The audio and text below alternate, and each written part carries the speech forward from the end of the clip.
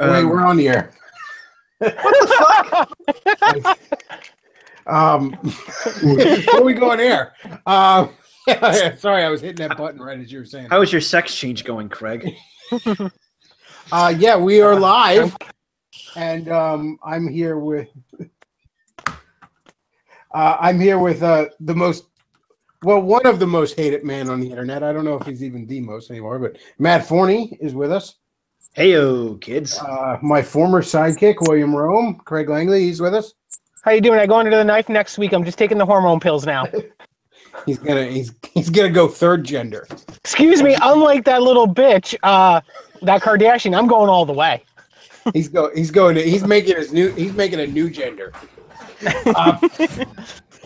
Uncharted territory there. And Argent's joining us too. Hey, good to see you guys. And for our we're doing a caller for the first segment here. We got a on again, off again sponsor of the show. Lit Race is here from Race Ride Apparel. Hello, children. And the reason we want to have Race on for as a caller for the first segment is because Race told me something the other day that fucking stunned me. He told me that he tried to sponsor our Laura Southern's podcast, and she wanted to charge $6,000 a week. Which, if I'm not mistaken, that's unless it's going to be just on all the videos she has. That means one fucking episode of a podcast. I can't imagine she's more than weekly. $6,000 a week. Now, to put that in perspective, and I'm going to do a little inside baseball here at my live stream, I charge folks $10 an hour to advertise on my Saturday streams. My audience, the total number of views for Saturday stream ends up being at around 1,000. Sometimes it's considerably more. Sometimes it is a little less. I charge $5 for one of the spur of the moment weekday streams. That ends up being at about half that audience-wise. So I am charging basically a penny to reach one person. I'm charging $1 per 100 people reached. Now at that rate, which I think is very fair, I would have to imagine then, to be worth it, Laura Southern's podcast has 600,000 views. I highly fucking doubt that. I'm just gonna go ahead, Argent. You're coming in and out there, Argent. Oh, okay. I'm just gonna look that up. Yeah. Well, to give you a bit of perspective as well, to add to what you said, Bechtloff, at the peak of advertising on my site, I don't really do it anymore. On the peak of advertising, I charged $100 a month, and that included a sidebar ad as well as mentions on all of my podcasts. I did about 4 or 5 a month. I charged $100 a month. Lauren Southern wants $6,000 a week. Sorry, where does she do her podcast? I think it's on YouTube. It might be on like SoundCloud and shit like that. Okay, I don't see a podcast here. Her videos get around 100 to 400,000 views. I would imagine the podcast is really more like just a video series she does with Brittany Pettibone, because they've done 2 episodes so far and they're like 20 minutes each. So, oh, good for a 20-minute show. And yeah, I can't imagine that a podcast gets more than her little more bite-sized videos. Anyways, no, that's a ridiculous amount. There's no way in hell. And frankly, I'm not even sure it would cost that much to have a fucking advertisement on like Rush Limbaugh or some shit. Again, maybe I'm completely off base. Who knows? I don't think it would cost you $6,000 to run one fucking ad on Rush Limbaugh. Like one ad one time, which I mean, that's basically what a weekly thing I guess would be, because I can't imagine she does that podcast more than weekly. Again, maybe I'm wrong. I don't follow her because why the fuck would I? I mean, like honestly, I follow her on social media because she'll have like cute tweets sometimes, and then maybe some eye candy or a cute picture or whatever, like a little pet hedgehog or something, and that's all nice and cute and life affirming. But I've never said to myself, if only I could get Laura Southern's take on something to make some sense of it all. I've never said that on a single fucking issue. Well, I'll give her. I'll make a deal with her. Lauren Southern, I'll give you $6,000. I won't have any advertising on some of her book. I'll give you $6,000 if you can arrange a date with your older sister for me. She's even hotter. Yeah. Have you seen I was this about to thought? say, I was like, does this sponsorship that I'm going to be getting include a blowjob or something? Because then maybe $6,000 might warrant that. But as far as I could tell, I mean, to get your no lie, to get your return on investment, to get the amount of traffic you need to justify $6,000, this woman's gonna have to like write it on her tits and do a fucking striptease. No, All right? You know, I don't know I- if there's anything. I never gonna have have had a blow. I never have had a blowjob by a girl who talks outside her mouth like Sly Stallone. Could be interesting. She could do her podcast while giving you a blowjob. I correct you, Bechtloff. She doesn't need to write it on her tits. She needs to get it tattooed on her tits, like Rachel Haywire. Oh, But no, I mean, see, and again, this isn't like, oh, let's fuck Lauren Southern, to hell with her. No, it's not that. But I mean, that's let's a be real. ridiculous amount. Yeah, that's first of all, it's a ridiculous amount. Nobody's going to get their money's worth advertising on it. And second of all, she's not that much of a political commentator. I mean, I'm sorry. I picked up her book. I picked up her you magnificent bastard. I read your book. I picked up your fucking book here, Lauren, because it sounded interesting, because the title is Barbarians, How Baby Boomers, Immigrants, and Islam Screwed Our Generation. And I'm always up for shitting on the baby boomers, okay? Aside from the Amish, that's my biggest white whale. And I got this fucking book in the mail.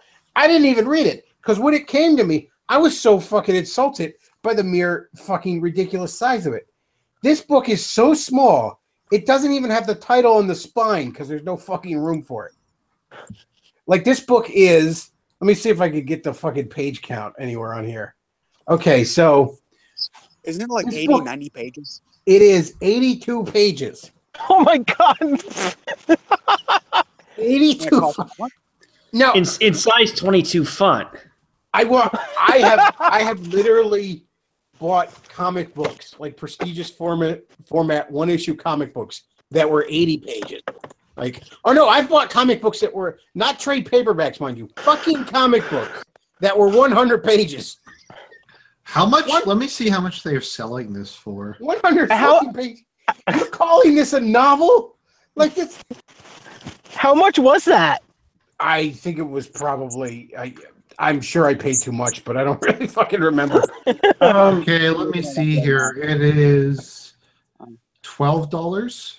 Sorry, $13 for the physical version, and $7 for the ebook version. This should have been $5 for. Well, that's Canadian, so I don't know how much it is American. This was. Like I said, I have it sitting right here, and I've never actually read it because I was so fucking mad when I opened up the Amazon box and got it. Let me just look at how much the what the American fuck? version is. Like, Does it have illustrations? Yeah, maybe it would have been worth it if it was a fucking picture book, but no, I'm like, you're calling this a fucking your fucking your political manifesto here, your contribution. Okay, it's $10 American. That's still not. It's not worth $10. This is your contribution to the fucking the discourse on Western civilization here, and it's like a fucking pamphlet. This is insane. 84 pages. The fucking Prince by Machiavelli and the Communist Manifesto is fucking longer. That's insulting. You're right. I like I said, if you're writing a political book and it is not big enough to put the fucking title on the spine, maybe you need a little bit more to say before you should be writing a book. Okay, sorry, I'd just like to read this comment. This was a 1 star. I love Lauren, but this book is too short. Long font, plenty of spacing, 82 pages, and sounds rushed. There is no depth. She glosses over all her points, and it just sounds like an essay or an article. It's a because blog of the post. lack of depth and information. It came out like a rant full of opinions, but not anything you can use in a debate, even if it did make sense. Oh, It's like And this is a fan of hers. it's like the book was due on Monday, and like she was sitting around watching Family Guy at 9 o'clock on Sunday, thinking, "There's something I forgot to do. Oh shit, I gotta write that book. I guess I'll just crank that out before I go to bed." Because that's and again, why is this woman treated like some sort of fucking real commentator on political issues? She's not even a commentator. She's a fucking alt-right sugar baby. Yep. Basically, Laura Southern's career is the fucking political equivalent of Findom. I mean, I gave her $10 to basically send me a fuck you in the mail. You give her $20 to tell you how small your cock is. Oh, one other comment. This is funny. If you're a fan of Ann Coulter and are buying this book expecting Ann Coulter's style writing and research, you will be very disappointed. Ann Coulter could have written this on a fucking lunch break. No, Ann Coulter's actually a really good writer. She does a lot of research. Yeah, seriously, like this is. If you're giving money to Laura Southern, fucking stop it. All right. Like, let me look at what her Patreon is at. Well, don't get me wrong. Sorry. Let me put it this way: if you're giving Laura Southern money and you're not giving money to someone like, I don't know, Christopher Cantwell or that guy T or fucking me. Alex Jones even, or God forbid me. All right, not to toot my own horn, but one of these fucking live streams is worth 10 of her goddamn books. All right. Yeah, even me. Just somebody that has something to say. Okay, like yes, it's nice that she says alt-right talking points and she's cute and she's blonde and she's an adorable little pet hedgehog and she has cute little tweets and stuff like that. That's all fucking well and good. I'm not saying there's anything wrong with it. But like, come on, man. Like, you thirsty motherfuckers, all right? Let me ask you this. If you feel like donating Laura Southern money, what I would ask you to do is first, I want you to jerk off, okay? I want you to go wherever it is you go, and maybe it's your bedroom or something. I don't know what kind of self fucking I don't know what your ritual is there, but wherever it is, just crank one out, right? And then in that blissful moment right after the orgasm where you have zero sex drive, I want you to ask yourself, do I still feel like giving Laura Southern money? Well, there is a general issue with this in these spheres. God damn, you should have called this the Bechtloff Has No Chill Hour. All right, hold on. One thing I wanted to get out of the way is that, okay, Anita Sarkeesian charges $6,000 for fucking speaking engagements, and at the same price you can sponsor Lauren's channel. There's something wrong with that right there. As like I was telling Bechtloff just before the stream, is like she's basically become Anita Sarkeesian. I think I'd rather pay $6,000 to hear Anita speak just so I could ask her questions. I just had one issue I talk about with Lauren Southern is that she's a 3D woman, and 3D women are fucking degeneracy. And I would donate that $6,000 towards the Manhattan Project that the Death Normies Party is undertaking to make 2D waifus into 3D waifus. Like make some like robot women. Yeah, anyway, to finish my point, what do they both do? Anita Sarkeesian and Lauren Southern. They both say, people on the internet are being mean to me. Now give me money. You're not wrong. Yeah. I mean, we've come full circle, ladies and gentlemen. I mean, and again, it's not like, oh, Lauren's my fucking enemy. I know it's the counter signal hour right here, isn't it? I'm counter signaling, or as fucking adults call it, disagreeing. But no, it's just like, come on, guys. Like Stefan Molyneux fucking had this woman on and had to sit there and act like this woman has any fucking thing to say he hasn't heard a million times. And don't get me wrong, it's not just on the alt-right. You see this in like fucking normie conservative shit. I remember like Fox News is terrible with this. I long have shit on like that Megan with a Y never should have fucking had any kind of career there. And the only reason she got popular is because Viagra Republicans like to pull their pud to her. Or at least they did before she cut her hair like fucking when Britney Spears was going nuts or something. But like I remember a time there used to be a show on Fox News called Fox News Watch, and it was one of my favorite shows on there. This was like mid 2000s, but the premise of the show was They were going to, like a bunch of guys got around in a round table, and they were going to kind of analyze the actual media for the week. Just talk about how well the media did the job of being journalists. You know, it was a news watch kind of thing. And it was a very interesting idea. It was sort of a bit of an inside baseball back when there was something remotely close to journalism, at least more than we have now. But I remember one time Cal Thomas was on there, and they were starting to put in whatever sort of empty fucking skirt of the week that Fox was promoting at the time. And this fucking 20-something-year-old girl is there. And this was right around the time Barbara Walters had just put out her memoir, because they were talking about that, her autobiography. And in it, apparently Barbara Walters talked about fucking some senator one time. I don't know. I didn't read it. I don't care. But the point is, that was a story that was in the memoir. And this fucking twat sat there and was like, I read that and was like, OMG, TMI. She said, OMG, TMI on this fucking news show. And Cal Thomas just instantly shot her this look, just fucking daggers coming out of his eyes. And you could tell he wanted to be like, sweetie, the grown-ups are talking. Like, and then I have to imagine Cal Thomas went home that night and was like, what the fuck is my life? I had to sit here and act like that vapid cunt had anything to say. Well, did you guys see Rush Limbaugh actually came out? I think it was last week or this week. Rush Limbaugh actually made a statement that he can't stand Fox News anymore. It's just like 4 sets of legs under a table with the skirt hiked halfway up the thigh. I mean, look, there's nothing wrong with wanting to put a little eye candy out there. Okay, that's all well and good. But for one thing, try and make sure the woman can string together a fucking sentence. Okay, and for another thing, I mean, like, that can't be the main thing. You know what I mean? Like, that can't be the main focus. Okay, this reminds me of, on Twitch, they have the most beta thing I've ever seen in my life. With the booby Twitch streamers, whoever donates the most money becomes the stream boyfriend.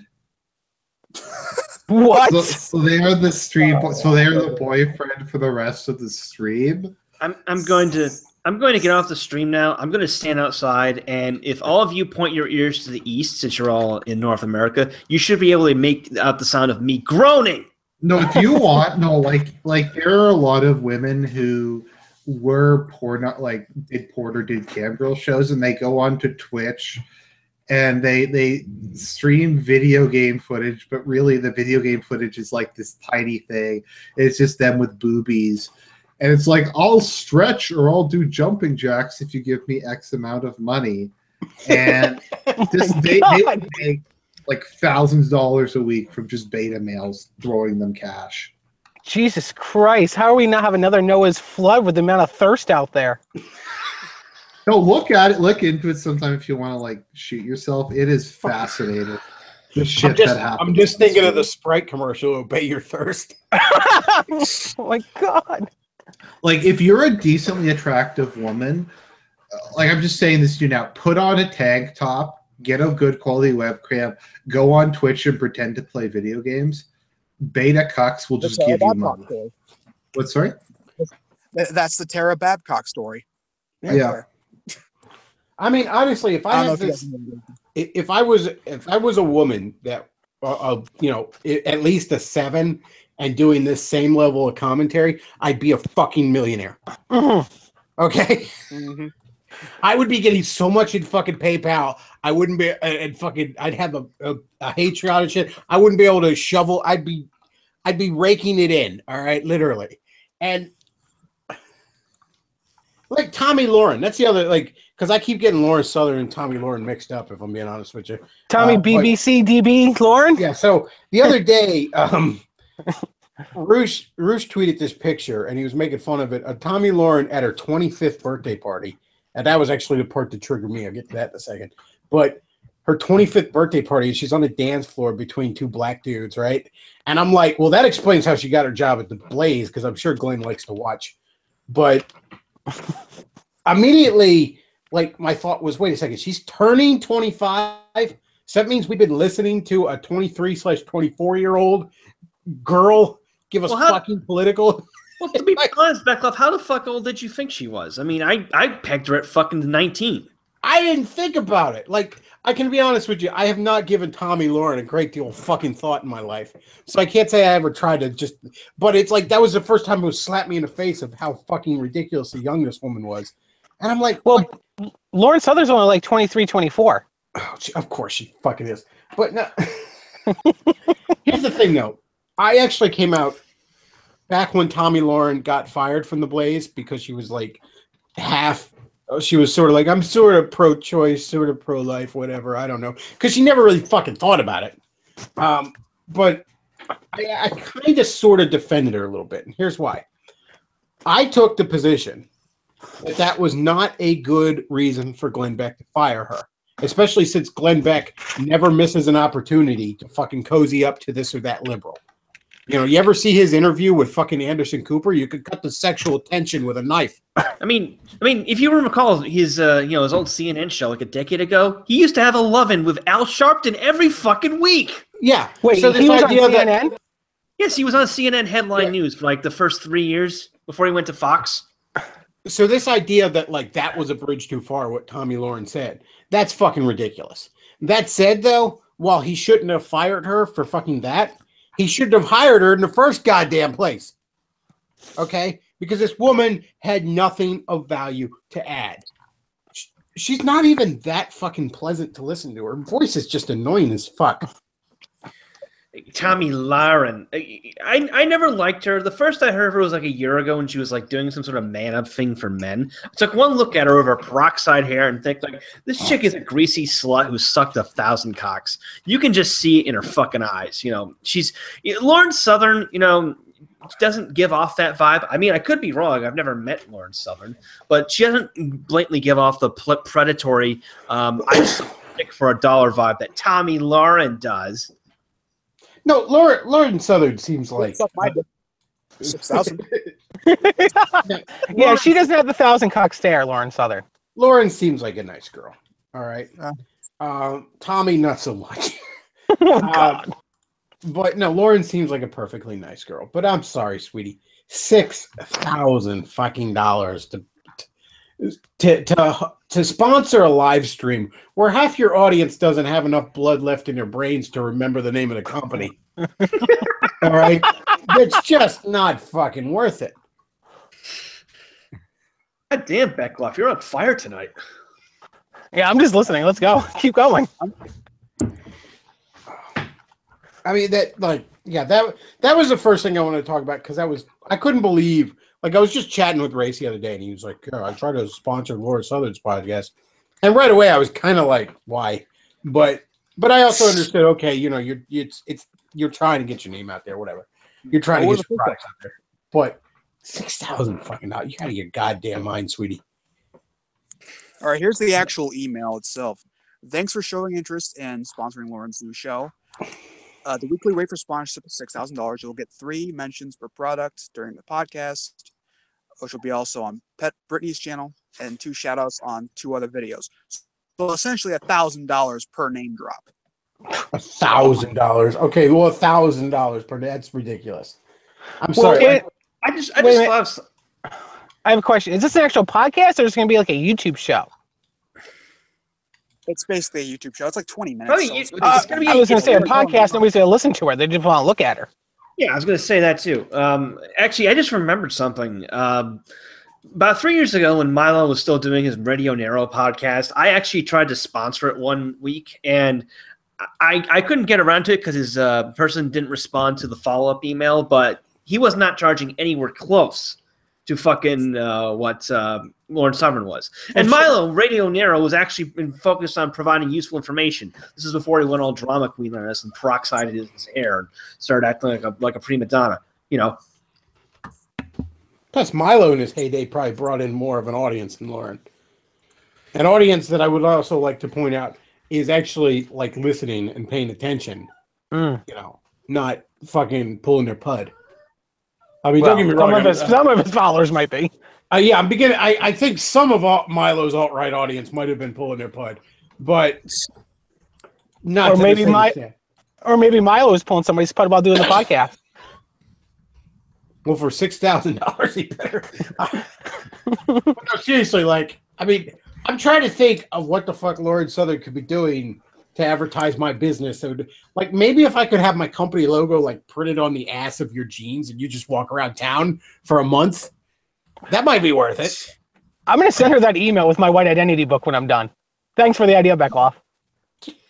Like, can I just get the cover of my book printed on your fucking shirt? Maybe that might actually get people's attention. Just have the name right above the nipples. I mean, seriously. Well, she's been showing more skin. I was actually talking to a mutual friend of mine. Matt knows him from Amren. In the last couple of years, Lauren's been showing a lot more skin. Those tank tops have gotten pretty revealing. Like one day she had her hair down, so it looks like she's completely naked on camera, covering the straps. She said, "Oh, I didn't mean that bullshit." Her shirts have become as skimpy as her book. Bum. 82 fucking pages. You should be ashamed of yourself. Like that. I can't even give this book an F. I give it an incomplete. Well, if you make a short book, it can learn. Like Jack Donovan's The Way of Men is only 123 pages or something, but that book is so jammed with information, it's worth the fucking price. Oh, okay. Sorry, guys. Just I was looking something up. Okay, so DSP, the reason he's never been interviewed is because he demands a appearance fee. I want the chat to guess how much he demands to be interviewed. I heard it was like $800 or something. Oh God, you cheated. $6 million? Damn it! Beat me! Damn it! Remember the $6 million. Yeah, it's $800 he demands to go on. So I guess I can't tell who's a bigger whore. Milo. Someone in the chat guessed $1,488. That's how much Lauren should charge. That would actually be more reasonable than her friend. How much was Lauren Southern getting on Patreon before they shut her down? Too much. That Jordan Peterson guy, let me look it up. He's making some he's making like $50,000 a month, Jordan Peterson, on Patreon. What does he do that requires money? I have no idea. I've never listened to him in life. Well, to be perfectly honest, I think Peterson does deserve some of that money because I've listened to some of his stuff. He's good. He's good. At least we know he isn't. At least we know he's not getting it for the size of his tits. No. I know I don't have a problem with the guy. It's just bizarre the amount of money he gets, like compared to anybody else. I think you have to understand just how fucking dildo, Canada is, and the fact that he's like in Toronto. He makes $59,000 a month. Oh shit! Damn. Yeah. At this point, I think so he said if he reaches $100,000, he's going to start his online university. Damn, I think I'm going to go for my PhD just and call myself Dr. William Rome so I can get $59,000 a month for lectures. I hear if Tommy Lauren's Patreon goes up to $100,000 a month, she's going to star in a black.com video. Okay, I just want to. I can't confirm that though. That's just what I heard. I just want to read this. My colleagues and I, who include engineers, programmers, financiers, and educators, want to take the humanities back from the corrupt postmodernists and offer education of the highest possible quality everywhere at 1/10 the price. We'll solve the accreditation problem as well, offering degree equivalents with real value. Let's see here.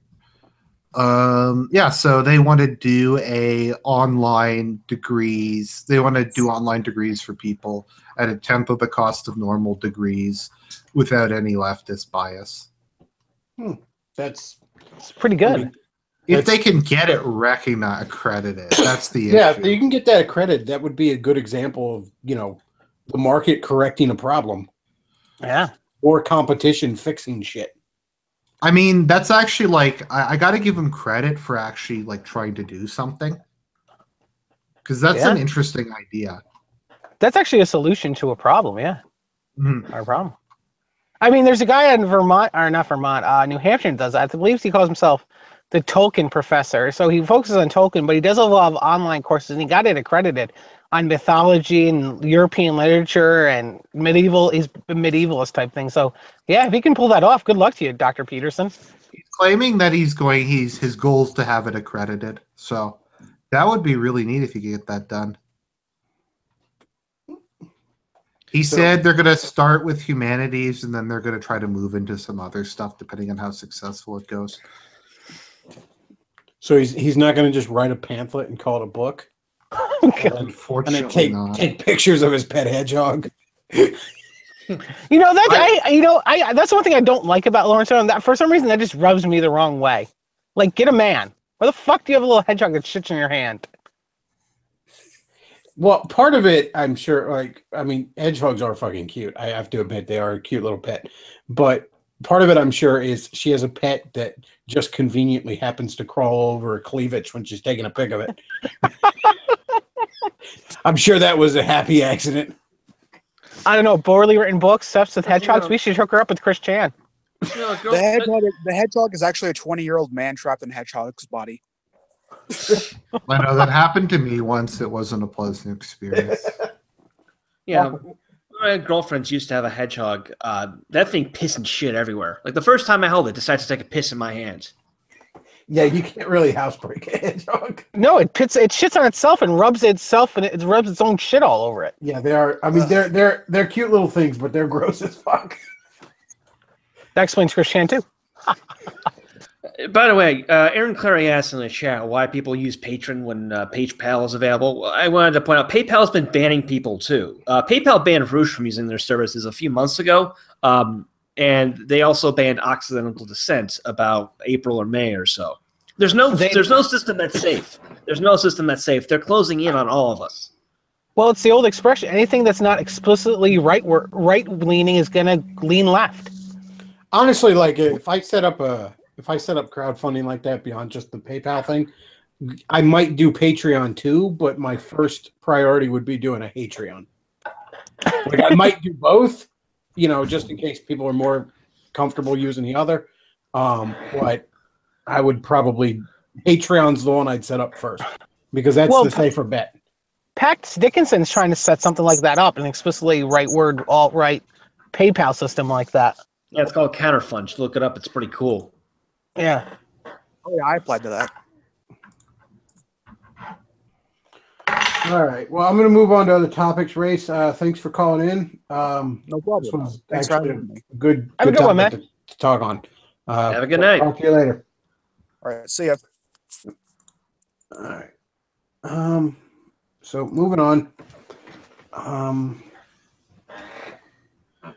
Moving on from guys pulling their puds to Lauren Southern. So Bechtloff, you're saying my book has to be more than 84 pages? I mean, unless you're a cute 24-year-old girl, apparently. Shit. So the Unite the Right rally was supposed to happen tonight. I actually thought it was happening last night when I was seeing all the pre-rally stuff going on. I was like, oh, this is going great. And people were like, this is just the warm-up. I'm like, oh, shit.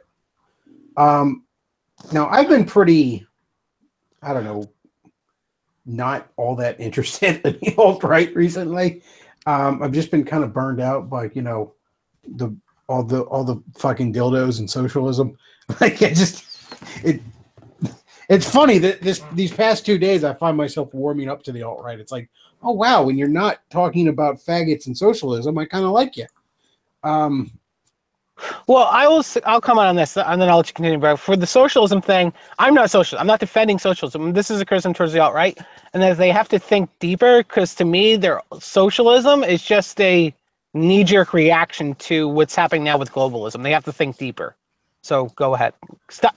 You know what I mean? Stop being reactionary. I can understand their issues with some of the current economic stuff, even within quote-unquote capitalist societies. And I can also understand the desire for a society to have a basic safety net. I'm not disputing that.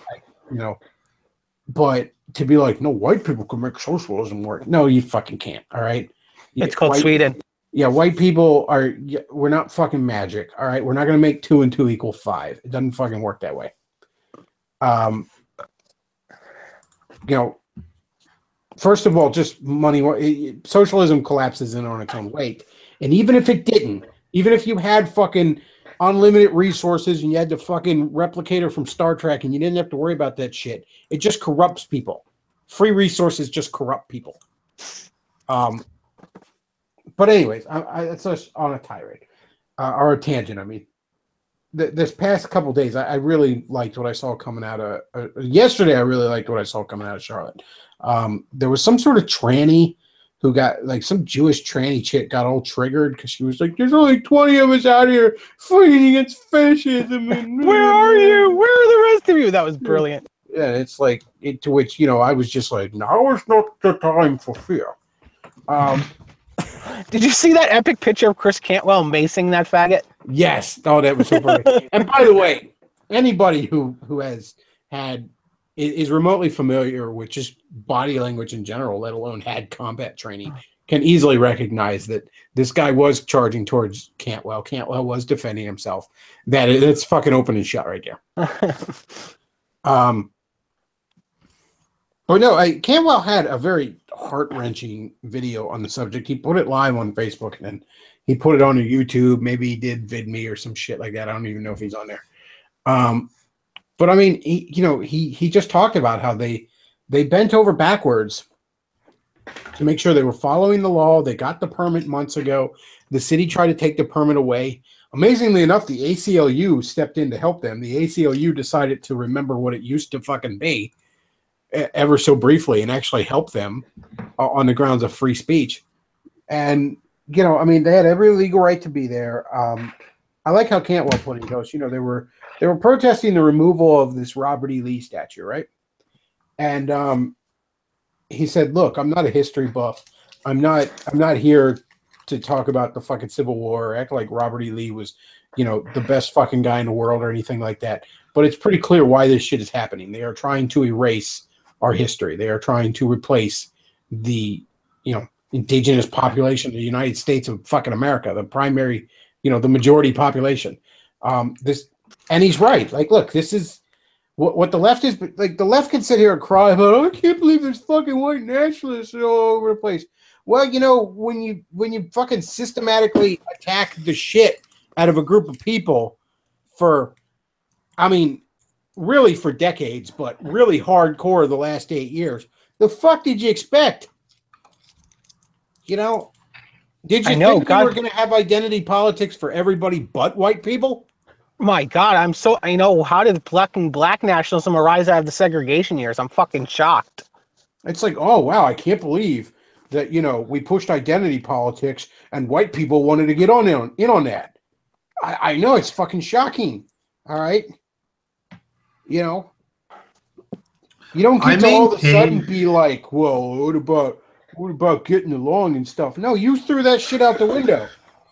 Listen, getting along has been a code word for 50 years of whites just rolling the fuck over for what everybody else wants to avoid a fight. That's what getting along fucking means. Well, the thing we have to really keep in mind here is that the reason the rally failed, as it were, was because the police and the city government and the state government all sided with the Antifas. Now, I did an article over at Return of Kings about this a few hours ago. I actually talked to Jason Kessler, the guy who organized the rally, as well as Daniel Freeberg, who was there as a speaker. Kessler told me that when they drawn up a security plan with the police prior to the rally, where the rallier would be able to have full use of the park. However, when Kessler and the other speakers showed up at Lee Park, they go over there in convoys with security because there were so many Antifa around threatening to beat the shit out of people. When they got there, half the park was reserved for the Antifas for some reason, and the police would not allow the speakers to enter the park. The police told the speakers that they had to wait for authorization from Charlottesville City Police. The other police they had on scene were state troopers, and there were no city police. And Kessler and Spencer and Freeberg and others were getting maced by the Antifas. Freeberg got it really bad from what I heard. So did Baked Alaska. Kessler was trying to call the police. They wouldn't answer. They finally showed up, and when they did, they said, "Oh, this is an unlawful gathering. You all have to disperse now or you're going to get arrested." And Spencer, from what I understand, according to Kessler, stayed behind to sort of argue with them before leaving. Basically, he had to be pulled out for his own safety. And what that is an epic picture. What is both Kessler and Freeberg told me that the cops, the troopers, and the Charlottesville City Police were actively pushing the rally attendees out of the park and into the path of the Antifa. And Yeah, Brad as a Griffin told me shocker, that too. surprise, the two of the groups started fighting. The two groups started fighting because the cops were specifically trying to instigate a fight. This was done by, according to Spencer and Kessler and Freeberg, this was done by the city governments because they weren't a federal court judge told them that the rally had to go forward. So instead, they decided to sabotage it by having the police stand down and refuse to do nothing, and did worse than nothing, side with the Antifas. The city government was in on it. The state government was on it. You know, fucking Terry McAuliffe declared a state of emergency, and they sent in the fucking they sent the fucking National Guard in. There's a few things here. First of all, I would sincerely hope everybody that was involved in this, that have big names and couldn't crowdfund and have the means and no lawyers and all that other shit, proceed to do everything in their power to sue everyone's fucking balls to the wall that they can here. The city, the police department, all that shit. There's no reason only the fucking Dindu should be able to get on that sweet suing the cops thing. Maybe it will work, maybe it won't. It's fucking worth a shot. The other thing is, and maybe this will red pill people on the right, in the broadest sense of the term, everyone on the right needs to swallow this fucking red pill. White nationalists, fucking libertarians, right libertarians, fucking basic bitch conservatives, and every shade in between those fucking 3 points need to swallow this red pill. And that's the cops are not your fucking friends. All right? They haven't been for a very long time. And look, I've grown slightly more. Arjit, mute your mic when you're doing stuff like that. All right. I've grown slightly more fucking pro cop in the last few years than I used to be. Because of all this bullshit, the cop shot some Dindu that was acting like an animal, and we're going to act like he was going all fucking Frank Castle for no reason. No, he was doing his job. That said, though, cops aren't your fucking friends. And while there is not a problem with racist cops, if anything, they're harder on white people. There's definitely a problem with out-of-control cops in this country. There's definitely a problem with just how the police operate in general in this fucking country. And that's because our government's out of fucking control. So, of course, the cops are out of control. This is a disconnect both the right and the left have. It's very interesting to me, where they don't seem to process in their fucking heads that the cops are part of the government. Like all these left-wing protesters that, you ever see that meme of the left-wing protester who's getting maced in the face by the cop, and like the meme says that the protester wants more government? Well, he's getting more government right in his face. Mm-hmm. And then, right wingers are like, fuck the government, but cops are my friends. No, it's. Well, cops are just domestic soldiers. They follow orders. That's their job. Damn well, like Matt said, this is all Terry McAuliffe's doing, the state government. I'm not saying all cops are bad or anything like that. I'm not saying all cops are bad, but their job is to follow orders. Cops are part of the government. Right.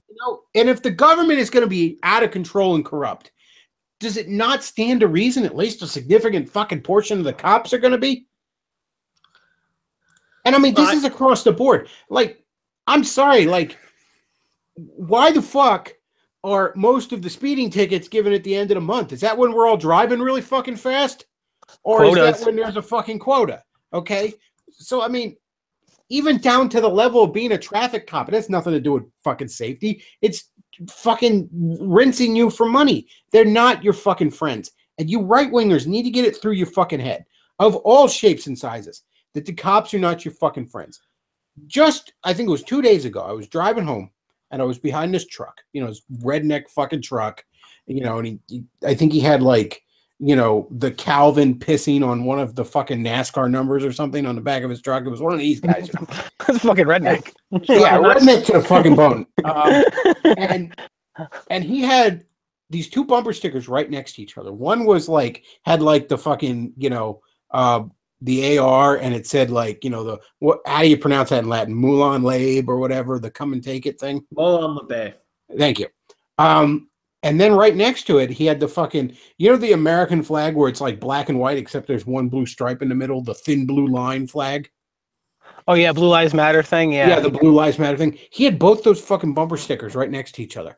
And I remember just looking at that and thinking like, He's probably too fucking dense to realize the contradiction he just slapped on the back of his piece of shit fucking Chevy. But here's the thing, buddy. One day, you're going to have to choose between those two fucking bumper stickers. Well, come and take it. Who the fuck do you think's coming to take it? I give credit to Matt Heimbach for this. He sent out I'm not going to give too much information, but I was supposed to go down there. I couldn't at the last minute because financial situation. It's just like the inauguration. I got to get my finances together. But Heimbach even told TW people, the cops are not our friends. They're government agents. He basically said what you said, Bechtloff, and he's like, be prepared to be arrested and deal with these fucking cops like we're gonna. And he ended up being right. So there are people on the right to understand this. There's a lot of God-fearing K-types among the police and among the military. And I really think if shit ever hit the fan in a big way, I mean, just open fucking civil war, there's a lot of cops and there's a lot of military that are going to turn on the government. And it's not going to go well for the powers that be. That said, though, until that time comes when those God-fearing K-types absolutely have to stand up and make a choice, they're just going to go with the flow and follow orders. Right. Okay? And I mean, and maybe they shouldn't. Maybe there's something inherently morally wrong with that.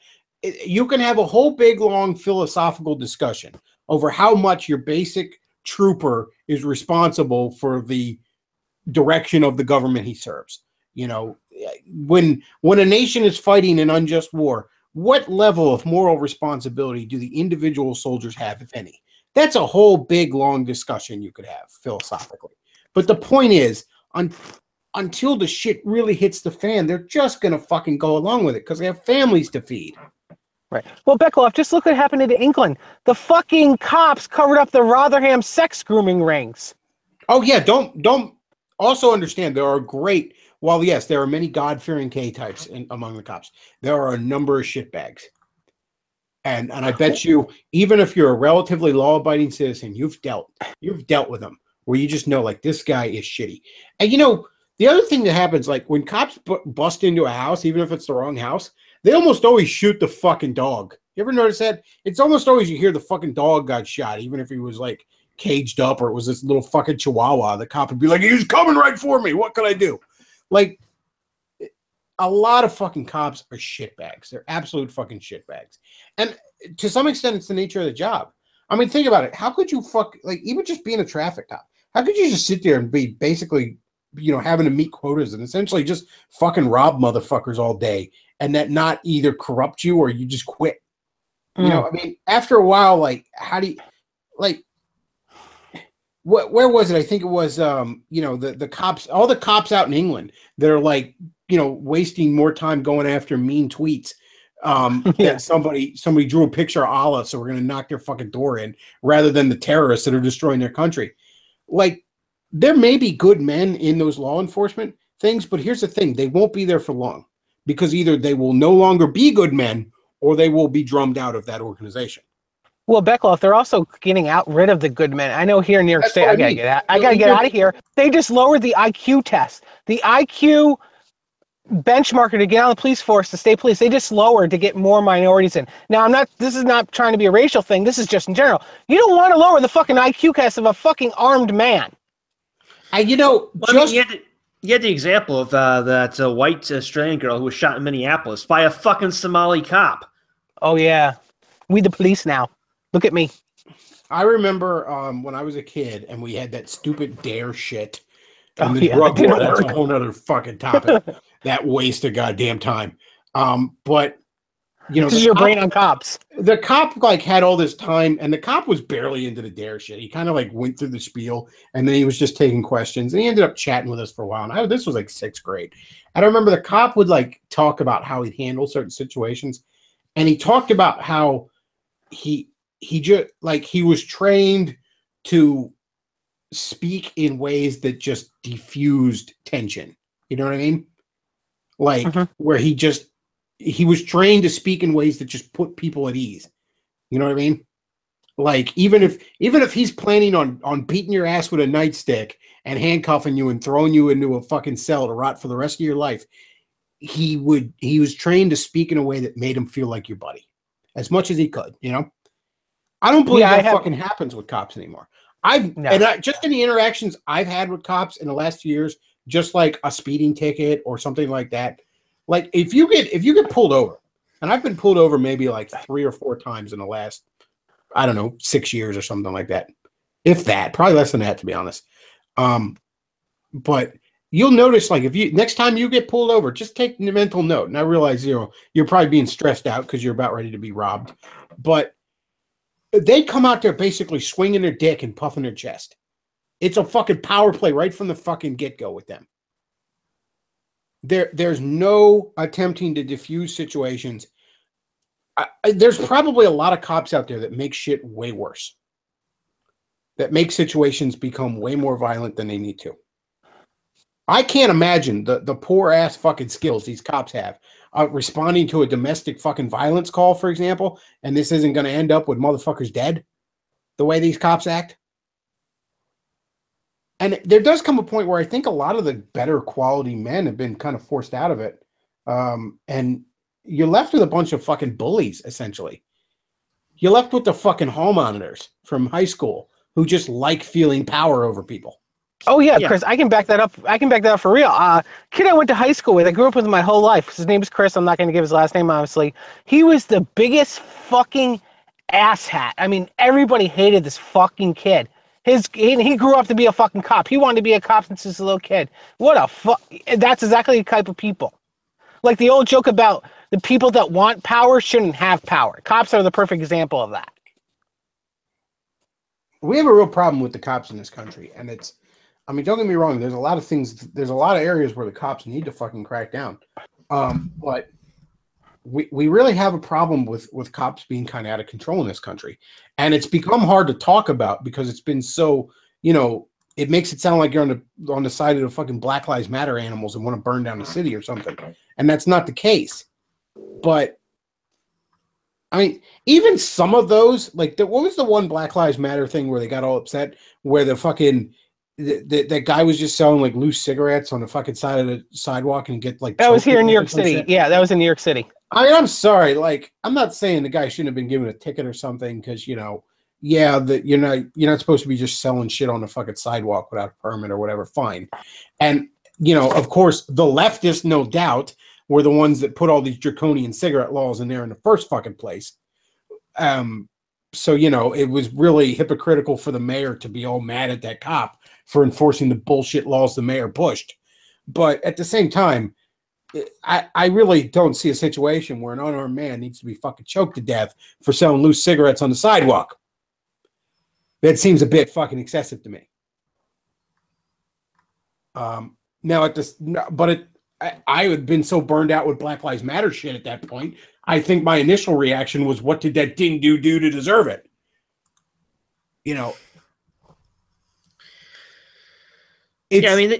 BLM did more than anything else just completely kill the police brutality movement in this country. Because, like you said, Bechtloff, they took the energy around protesting the very real abuses of police power throughout the country, and they turned it on defending every dirtbag criminal who fucking had it coming. Mike Brown, Trayvon Martin, that shithead in Chicago. I can't even keep the name straight.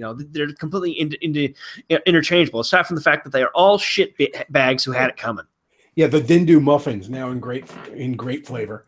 Now in grapeberry. But no, seriously. And yeah, that you know what? Let's put on the Alex Jones fucking tinfoil hat for a moment here, and just think to yourself: if you wanted to push a police state in the country, how would you do that? Well, maybe, just maybe, you would get the media to focus on all the police brutality cases that turn out to be bullshit.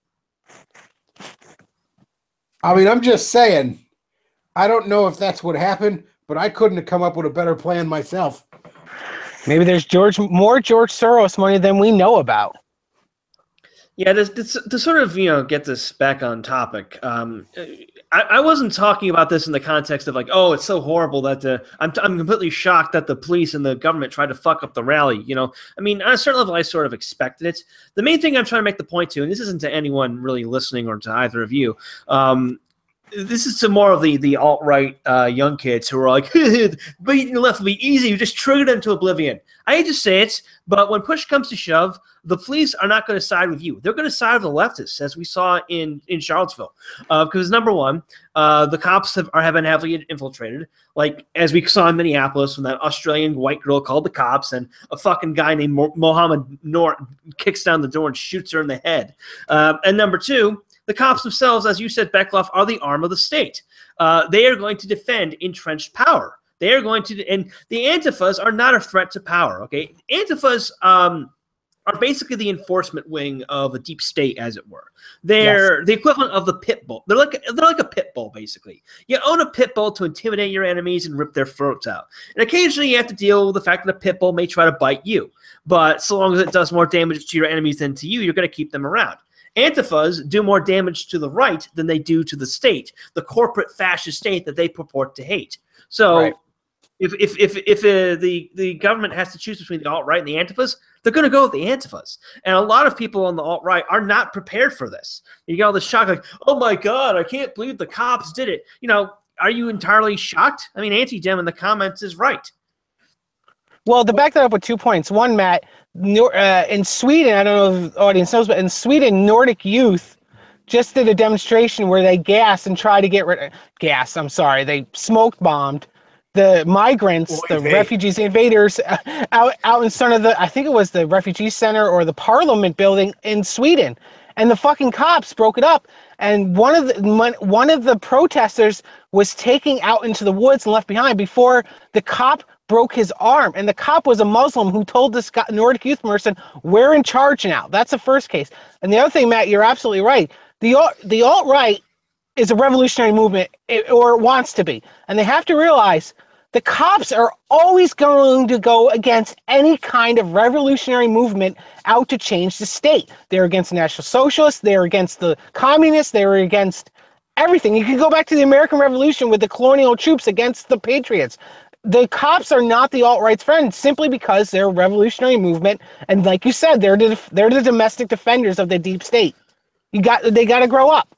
There's a few. I remember years ago when I was arguing with some basic bitch conservative about cops not being your friends, and he was all like, he gave me that stupid line where it's like, well, if you don't like the cops, you could just call somebody else at 3 a.m. when someone's breaking in your house. I said, well, two things here, dipshit. Number one, if somebody's breaking into my house at 3 a.m. this day and age, at least where I live, it probably is the fucking cops. Because they got the wrong house or something for some weed bust or whatever bullshit they were doing. Number two, assuming it's not the cops, I'm going to pull out my fucking gun and I'm going to shoot a motherfucker. Because when seconds count, the police are minutes away. So even if the cops were what they should be, they're not fucking Superman. They're not going to fly in and save you at the nick of time. Most of the time, when cops show up, it's because shit's already gone wrong. They're not there to make it not go wrong. They're there to figure out why it went wrong and punish the guy who made it went wrong. That's their fucking job. Their job is not to protect you. Their job is to, at most, avenge you. Well, okay? I'll And also, and here's the other thing. What these alt-right people need to get through their head is, look, I mean, your average left-winger, what's he going to do? He's going to hit you with his dildo or bong or something. Yeah, he's a fucking joke. But they do have entrenched power behind them. And what you need to do when you're at these fucking rallies is you need to be armed as much as legally is acceptable. And I understand that, really it should be acceptable to carry everywhere because we have a fucking Second Amendment, but we don't live in fucking shitland. If it's a no gun zone, don't have a fucking gun. Have a knife on you. Have mice on you. Whatever. Have some means of protection. And then also, you need to have a fucking body cam on you. Christopher Cantwell was talking about how he had a body cam and it got lost in the fucking shuffle, and he's asking the police to try and find it to prove his case. And okay, fine. But like, all you motherfuckers need to have body cams. You all need to have cameras. And some of you need to be broadcasting shit live. Okay? Because you need to be acting meticulously perfectly and be able to fucking prove it. Because you may end up in fucking court because you maybe even killed one of these fucking animals in self-defense. Yeah, exactly. You need to like. Well, It's not Andy fair, Nowicki did that at the but rally. You have to fucking be better than them. You have to cross all your fucking T's and dot all your I's way more than they do. You're being graded harder. And I know it ain't fucking fair, but it is what it is. Yeah, that's life. We got to accept that, and we got to deal with that. Yeah. Well, Andy Nowicki, I got to give the credit to the people that made it to the rally down there. There's a lot of good footage. Andy Nowicki had a lot when the standoff happened, and Nathan Damago and Spencer and all of them were locking arms, and the cops pushing back, and they're like, "We have a permit. This is people." That was perfectly done. Okay, that's need to go. And the other point I made, to go back to the original point, Matt Heimbach pointing this out to me. If the alt-right can't trust the cops, how do we get the people on our side? Like you said, Bechtloff, the cops are coming knocking down your door. Well, in Greece, we have the perfect example. In Greece, the Golden Dawn, Heimbach pointed this out to me. Most people in Athens and the places where Golden Dawn has a lot of support, they don't call the police right away. They call the Golden Dawn. The Golden Dawn, it might be tougher here, but they have their own paramilitary thing where if you're in trouble, you don't go to the police, you go to the party. We need something like that here because, like you guys are pointing out, the cops are not our friends. They are a tool of the left now because the left runs the state. We need something like that here. Our people go to the TWP, the Traditional Workers' Party, which Heimbach has, or Denny Riopa, if something happens like that. You know what I mean? We need something like that here because they're not our friends, and you need the body cameras. Like, I think this, we can go into this later, but I think in the long run, this rally could be on our side. There's reasons for that. And the footage is dramatic, and we have all that. So, yeah, always be fun. That's how they fucking won in the first place. The civil rights movement, nobody talks about how Martin Luther King and all his peaceful protesters, they tore Birmingham and other places like that the fuck up. But nobody had the camera on until the cops, the evil white racists, started busting their heads in. So always have fucking documentary footage. And there is something very visually appealing about the fact that some peaceful protesters in the South were mistreated over racial issues. What was it George Lucas says? It's like poetry. It rhymes. Yeah. Yeah. The fucking alt-right is being discriminated for entering restaurants and lunch counters. How funny is that? Yeah, I mean, another point I want to make here, there are some alt-righters who are complaining about how Trump has disavowed them in his completely weak-ass statements. He didn't really disavow them. He gave basically the limpest, weakest condemnation he possibly could. He basically was like, violence is bad, okay? And yeah, Trump went out there and said, "Violent, like I don't like when people are violent. I wish we could all get along." Like, well, and at the end of it, did you see that? At the end of it, the reporter tried to get this. Aren't you going to condemn the supremacists? And he basically told him to fuck off. Yeah, it was we shouldn't be violent. We should all get along. Like, yeah, that's a wonderful sentiment. Thank you. There was actually a reporter at Terry McAuliffe's press conference who actually tried to get the McAuliffe to specifically condemn Antifa, and the governor refused to do it. He heard the question, he just didn't say anything. And I want to remind people, if Hillary was president right now, NPI, the Daily Stormer, Identity Europa, all these groups would be facing RICO prosecutions. It would be far, far fucking worse. I mean, look, you could sit here and be disappointed in Trump and like, oh, he didn't stick his neck out for you as much as you hoped he would. And okay, fine. But he also didn't throw you under the bus, despite the fact that at least in the short term, it might have been advantageous for him to do so.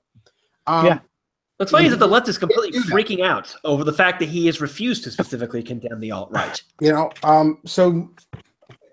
Oh, Spencer would be jailed right now if Hillary was president. Oh, if Hillary was president, first of all, I wouldn't be having this show. I'd be fucking, and sharpening my fucking hunting knife. No, if Hillary was president, that this whole fucking country would be on fire right now. Oh, by the way, we haven't touched on this yet. The driver who decided to treat the Antifas like human bowling pins, look like the police have finally identified him. Was it Sam Hyde? Nah, he didn't get away with it this time. This guy, some guy named James Alex Fields. I thank Jimmy Johnson in the chat for putting that out. As I understand it, the laws in that particular state, if people are like blocking the road and they are not permanent protesters, you can fucking run them over. I mean, like you basically can. Like, I mean, you have to like you can't be fucking going 80 and hitting them or some shit, but you can get them the fuck out of your way. This was this was eventually gonna fucking happen. Antifa and leftists in general rely on these very passive-aggressive protest tactics. Like, they'll form human chains around certain objects, or they'll fucking go limp when an officer tries to arrest them. This tactics only works so long as the other person isn't willing to go all the way. And this fucker was this guy was, and one Antifa, at least one, is dead because of it. And I hate to say it, good fucking riddance. Well, at the same time, it's a natural human reaction. I mean, it's probably terrifying. Let's just say it was a normie that was going to work or something in Charlottesville, and you got this fucking mob beating your fucking car and windshield in with fucking bats. You're gonna hit the fucking gas. Get the fuck out of there. Oh yeah, dude. I mean, this guy had every reason to say I feared for my life. Yeah. I want to know, as you guys haven't brought this up yet, like, we're talking about the cops, like, but how incompetent are the fucking cops? Why did the fucking cop helicopter crash? Has anybody figured this out yet? Because it was being piloted by a 70 IQ man by the name of Mohammed Noor. Are you serious? I'm joking. I was going to say I wouldn't believe it at this point. Suntire's dead because you can't make it up. I mean, it could just be sheer incompetence or a mechanical failure or something. But the thing is, looking at the weather, it was a perfectly nice day in Charlottesville, so they can't blame the fucking wind. It's like, oh my god. I think the Russians took it down. They are saying one thing about this guy so far. They're claiming he's a registered Republican, which means almost fucking nothing. I mean, fucking, half the Republicans in the Senate are calling for the alt-right to be classified as domestic terrorists. So that means fucking nothing. Which is fucking, oh my god, fucking Paul Ryan has reached levels of cucking that should be impossible even for him. I mean, like, this is the funny thing. This is the opposite. This is what we're up against. Like, there's a peaceful protest. The left starts the violence. And somehow it's our fault. Like, what the fuck? Somebody with artistic skills needs to draw Paul Ryan licking communist semen out of the Statue of Liberty's pussy. Really? Oh my god. The only thing that would have made this day even better is if Chris Chan had showed up among the counter protesters. Because Charlottesville is his hometown. Don't be hating, y'all. Okay. Hey, don't call anybody. Yeah, he's got the face. But the other thing is serious point. Okay, this is down to brass tacks. All right. This is pure optics. People are going to be like, oh no, but this has to be a serious point. Out of all this scuffle, of all this violence, what was the one fucking photo that destroyed everything that could come back to haunt this rally, end our movement? The one fucking idiot with a fucking swastika flag. Okay, the swastika, the stiff arm, it's gotta fucking go.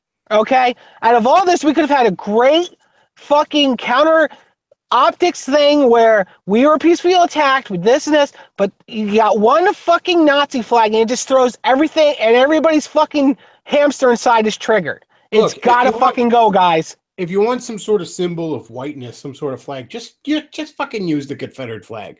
Yeah. Okay? It's an actual piece of American history. It's an actual piece of the heritage, especially of the South. Like, the Nazis that's from a whole different fucking country, okay? I'm going to write an article on Occidental Dissent about this tomorrow. I'm going to start writing it. It might be up in a couple days. But a serious point, guys, we don't need the fucking Nazis. We really don't. If you not only American history, you look at the White Australia policy, you look at Kipling's India, the Anglosphere has been the most racial and racialist and straight up white nationalists more than any other part of the West. There's something organic and natural to it. We don't need this shit. We don't have our own heritage. We don't need this little regime from 12-year regime from 70 years ago. Having that fucking flag is like being a Bonapartist in 1870s England. It makes no fucking sense. Just drop it. We have far more organic and natural racialism just in our own country, in our own sphere of the West, the Anglosphere, We don't need that shit, guys. And that shit, the founding fathers, the 1790 Immigration and Naturalization Act, which limited immigration to this country to only, quote, free white persons of good character, it's going to be a lot easier and tactical and much smarter to try to rehabilitate stuff like that than the fucking Third Reich. Personally, I think this country went to shit when we started letting all those Catholics in at the end of the last century. You mean all those Catholics who voted for Trump and all the Protestants who voted for Cruz because Trump made their pussies hurt? Oh, boom. Half the Catholics in the Senate are leftist as fuck. But no, seriously. Moving on, there's another topic I want to get to, kind of related. But first, we do have a sponsor this week. Did you charge him $6,000? No, it was not $6,000. You charged him $14.88. But sponsor this week is Butt Naked, where you can get you a lot of shitlord stuff, a lot of nerd stuff. I've gotten quite a few buttons from there myself, been very happy with it. There's also decals for your car, just stuff like that. My favorite button I got from there is one that has Donkey Kong on it, and it says Ape Culture. That's a personal favorite of mine. But yeah, Butt Naked, do check them out. And also, if you enjoy the show, I mean, I'm not a cute 24-year-old blonde, but you could maybe send me a couple of shekels. That'd be appreciated. Instead of sending them to Lauren Southern and pulling your pud, you could send them to me when I'm actually trying to, have legitimate conversations here. That would be greatly appreciated. And it's very good to support the alternative media you enjoy. If that's me, I appreciate that by all means. If it's Cantwell, send to Cantwell. If it's fucking, Alex Jones, send to Alex Jones. If it's that guy T, send to him. If it's the buttstuff.jizz, send to them. But support the alternative media you enjoy.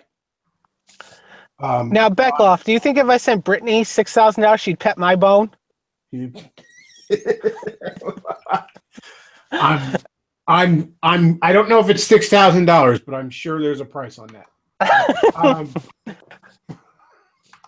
All right, so moving on, and this is kind of the title of tonight's stream, and I wanted to get to this. The Unite the Right, right? That's the name of the nice little rally we had canceled here this weekend. But now, I don't consider myself a white nationalist. I am very sympathetic to the goals and the concerns of white nationalism. I don't have quite the same absolutist stance on it a lot of white nationalists do.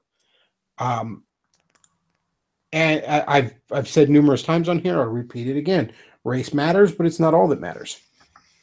And I think a big problem with the various factions of the alt-right, or various factions of the right wing in general, where I think they fall into massive error is, I'm going to put the Christ cuck hat on here. It's the godlessness of it all.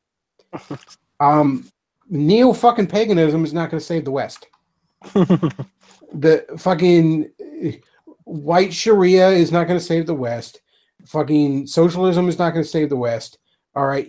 First of all, white Sharia and neo-paganism. LARPing after the bullshit held by savages is not how you save a civilization. Okay? Hold on, let me get John Steele on this call. I'm just kidding. Yeah, no, but seriously, it's like first of all, and look, the vast majority, and look, there are some guys, I guess, that have done the real research and all, but most of you neo-pagans, you're the right-wing equivalent of a girl that's into fucking Wicca when she's in, 10th grade, all right? It's just edgelordy shit. And in many regards, this neo-paganism is because you worship your race. You worship your race, so you want to have a religion that's quote-unquote white. Well, I don't want to worship no dead Jew on a stick. I want the religion the white people had back in the day when we were, shitting in holes in the ground. Because that's what we should aspire to, I guess. And this is one of the biggest problems I have with the alt-right. And again, I'm very sympathetic towards a lot of the goals and concerns of white nationalism, but I just can't take an absolute stance on it. And to some extent, even aspects of the NRX, which are, the neo-reactionaries who are on paper very, very quote unquote religious, they're religious in all the wrong ways a lot of times. They're legalistic. They're far more obsessed with tradition and the external trappings of their faith than their actual fucking need of their faith. Not all of them, some of them. Don't be like, well, I'm not like that. Then you're not who I'm talking about, okay? But you want to unite the right around something. Like, Christianity fucking built the Western civilization. All right? And it fucking took white people from being a bunch of fucking savages, clever savages though we were, to what we became, the people that put a fucking man on the moon, okay? And yes, there were other aspects of the West, you know. Yeah, there were the kind of Greek philosophers played a big part, and that's all well and good. But really, it was fucking Christianity that made the West great. And if you take that out of it, you're not going to have a West that's worth saving. You may manage to have a West you can save, but you're not going to have a West you should save. Okay. I'm here. Can you hear me? No, I'm saying here, isn't yes, yes. Okay, I thought you said, "Are you here?" But yeah, like I hate to harp on Grinder Greg, but what was it Greg Johnson said? Like, my ideal society is a place where we're still arguing about abortion and feminism and all this other shit, but it's only white people who are doing it. I'm like, well, that doesn't sound good at all. Like, just go to fucking Portland if that's what you want. Like, that doesn't sound good at all. All right. My question, Bechtloff, is go. Let's finish. Let me finish. Okay. Like,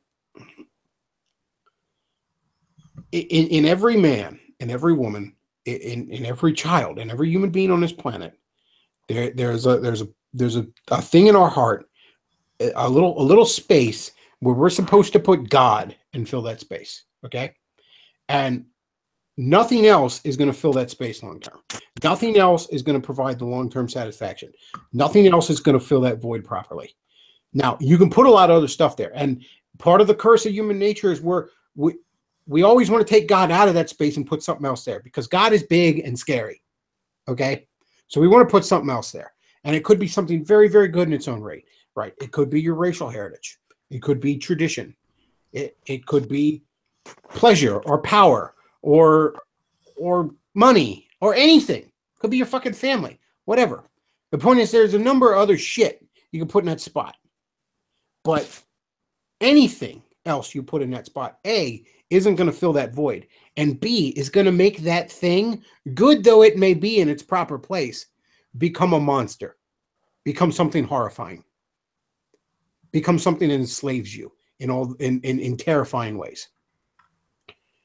And I'm sorry, but a lot of these fucking white nationalists, they just worship the race. There's no other way around it. The fact that these people can be harping on Forney for fucking an Asian chick one time more than they can be harping on Greg John, or more than they can be mad at Ghoul for butt fucking a 15-year-old boy. Ugh. It tells you all you need to know there. Yeah. Well, I have 2 points. One is, when does something become authentic? Like, they harp on the ancients, but Christianity, let's just say let's just start when Constantine made Christianity the official religion of the Roman Empire. Okay, that's 1700 years. That's as long as all of recorded ancient Roman and Greek history put together. All right? So how is ancient Greece and Rome authentically part of the West? But the last time period, but that's just as long, if not a little bit longer, the same period. Now, the contrast I'll do with this is Buddhism. Buddhism was founded in India by an Indian, street-shitting prince, okay? Buddhism didn't move out of India until around the time of Christ. So that's about the same time. Does that mean Buddhism isn't authentic in the rest of Asia? So Buddhism is imperialist, isn't a part of Japan or China or Vietnam or any of these places? This is this autistic bullshit. And the other thing I would say, and you guys can jump in afterwards, is that they worship the race and that's their whole identity. I think this is a symptom of our modern society. This is the person who's grabbing an identity that they can. Like the kid that goes to Hot Topics in high school is like, I'm a goth. I'm a jock. I'm a nerd. It's that one identity. But a true identity is layered with different things. Like you have a local identity, you have a racial identity, you have a national identity, you have a regional identity, you have a career identity, you have a religious identity. Where an identity is a bunch of concentric circles. It's not just one thing that's a paperboard over anything else. And I'll defend Matt on this. Who fucking cares? He didn't breed with them. I've harped on this before. Fucking Rudyard Kipling, the white man's poet, slept with Indian fucking hookers as a young journalist in what is today Pakistan. To the extent he went to a friend because he thought he had an STD. Who fucking cares? And the alt-right is fond of that poem he wrote, When the Saxon Began to Hate. Yeah, and do you realize, like, I don't know if many alt-right know another poem, one of the best that George Orwell and other people is, Mandalay. Do you know that poem's all about celebrating the beauty and grace of Burmese women? It's celebrating non-white women, that poem. And you know what? At the end of the day, if somebody race mixes, but they do it in a way where they're both godly people and they produce actual children that they attempt to raise right. Now, there are certainly a great number of complications and problems that can come from that. You can argue over how good of an idea maybe it is. But you know what? That is infinitely more morally superior to some faggot who LARPs about his race while lusting after 15-year-old boys. Yeah. And I mean, the people they worship, they're like, Nietzsche was childless. Madison Grant was childless. Like, these people did not produce white offspring. And here's the other thing. People talk about, like, well, what, like these fucking, a lot of these alt-writers talk about, like, neo-paganism versus orthodoxy or this branch of Christianity or some other kind of philosophy. And they're talking about it like, well, which is the one that's going to save the white race and which is the one that's going to make Western civilization this thing I want it to be. How about which is the one that's fucking true? Yeah. How about that? Okay? That's kind of what concerns me a little bit more. Like, I'm not picking it because I think it fucking serves my ends. I'm picking it because, trust me, there's times when, you know, as I said, God is big and scary, and there's times I fucking wish it wasn't true. All right? But oh yeah, I believe it is, and so I got to get myself in line with it as much as I can. All right? And I have a greater loyalty to my faith, far more than I can ever have to my race. And well, again, that's the point of a faith. I'm rather fond of my race. I like white people. I hope white people continue to exist. White people are pretty damn cool, all in all. You know, we did some bad shit we probably shouldn't have, but so did everybody. But we have no unique fucking crimes. We have some unique accomplishments, though. And I do hope fucking white people continue to exist. Okay, I would just love that. That'd be fucking fantastic. But that's not my first priority in this world, and it's never going to be. And this is again where while I'm very sympathetic towards the white nationalists, I'm never on board 100% because if somebody said, here are two possible futures for you to choose, Bechtloff. 100 years from now, your ancestor carrying on your fucking name is basically black at this point, but he's a God-fearing man and he carries himself upright. Or your ancestor is white as the fucking driven snow and he's basically fucking TJ, the Amazing Agent. Oh. What is the future you chose there? I don't have to give that a moment's thought. Now, ideally, I would rather my ancestor look more like me. I would much rather that. In fact, I have fucking the recessive genes necessary to produce gingers. So if it were up to me, you definitely don't need to produce. That'd be what's happening. But that's not the biggest concern. I don't know how it's a fucking compromise anyway. I mean, so I took the red pill 10 years ago. Various reasons around 2006, I'm writing a book about it. But I came to Christianity at the same time, and it was a separate issue because it was the truth. I had faith. I didn't become Christianity because, oh my God, white people have been Christians for 2,000 years. No, that was just the natural, real faith that I came to, and I realized was the truth. I mean, this really shouldn't be an issue. It wasn't an issue for fucking 2,000 years. Why is it an issue all of a sudden? Now, Christianity is paused in many ways. But here's the thing. Every fucking aspect of our society is fucking paused. Religiously, Christianity's paused. Paganism paused, and fucking yes it is. Don't you neo-pagans fucking start on that shit. Monarchy is paused. Representative government is paused. Socialism is paused. Fucking capitalism is paused. Every aspect of our society is paused. So to say, oh, Christianity is paused, we gotta get rich. That's just fucking stupid. Yeah, and like you said, Bechtloff, it's the truth. It's the truth. You got to get the pause out of everything. You could sit here and say, Yeah. well, like Christianity has all these like liberal faggot denominations. Okay. And neo-paganism has fucking Wicca. Yeah. All right? At least the Wiccans are like nice to people and they recycle. And they're good and bad. You know, and yeah, a lot of them are demons in the sack. That's more than half of you fucking Odinists that run around the woods with your dicks painted blue do. Oh my God, paganism is not paused. Is that why when I was leaving work last year, when I first started my job I have now, I was walking out and there was this hipster black guy with a Thor's hammer around his neck I saw? I mean, get the fuck out of here. Yeah, I mean, I had this argument with John Steele a few months ago. He was like, I forgot exactly what he said, but he's like, paganism is not paused. Odinism is all about, strength and honor and defending your tribe. And it took me 10 seconds to find an article from a left-wing Odinist that said, racists will not go to Valhalla. It took me 10 seconds to find that. Exactly. There's a group called Heathens Against Hate. I mean, get the fuck out of here. I'd say paganism is more paused per capita than Christianity is, because Christianity has a document that says what you can't do. It's called the fucking Bible, the holy fucking Bible to be specific. It says pretty clearly, homosexuals go to hell. Don't sin. The 10 Commandments, all that. Paganism, specifically Odinism. There's very little written documentation of it from the Viking era, because the Vikings didn't like writing shit down because they were kind of primitive.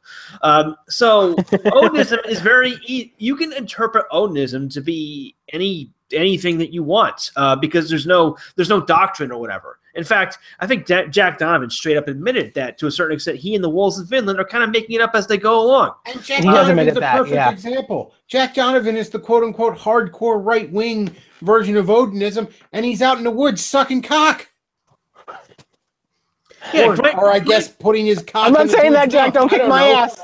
I don't know if Jack's a top or bottom, but the point is, that's kind of the definition of pause. Yeah, Grinder Greg Johnson is also a neo-pagan, because intolerance of homosexuality is Jewish.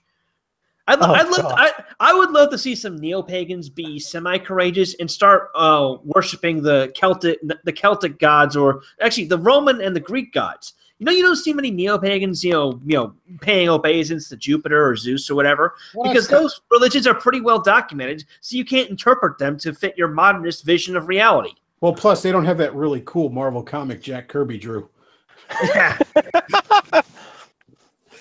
But no, like... Oh, and that's the other thing, Matt. You actually look at that. I actually talked to a guy at the RNC about that. What's his name? I'm not going to give his name. The big, huge guy, bigger than me, with the big blonde hair and beard. I was listening to a debate. He was another guy. They talk about paganism. The Romans weren't racist to extent. Like, they were the original America where anybody become a Roman citizen, and that fucking pause destroyed them. I mean, even the fucking Odinists, you precious Odinist, who did the fucking Odinist align with?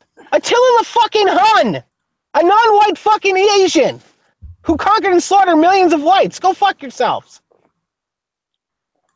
They actually say the word, I don't know if this is true, I've heard from philologists that the contemporary German word for father is descended from Attila, because the Roman pagans called Attila little father. The Germanic pagans called him little father that worked for him.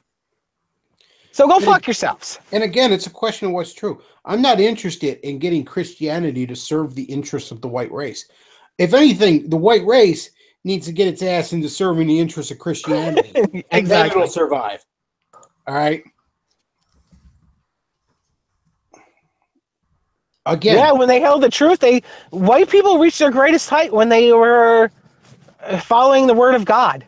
Yeah, you know what? They served God and God rewarded them. 50 years ago, our still very godly society put a fucking man on the moon with less technology than sits in your fucking phone. Nowadays, our post-Christian society, the only thing we can seemingly explore is the endless boundaries of sexual perversion.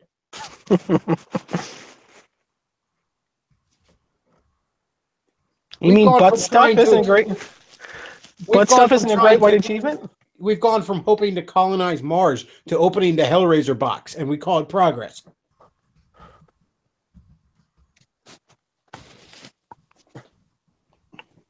I mean, that's how far we've come. Like, I started watching some of the original Star Trek, like hardcore, because it's just on constantly on BBC America right now, and there's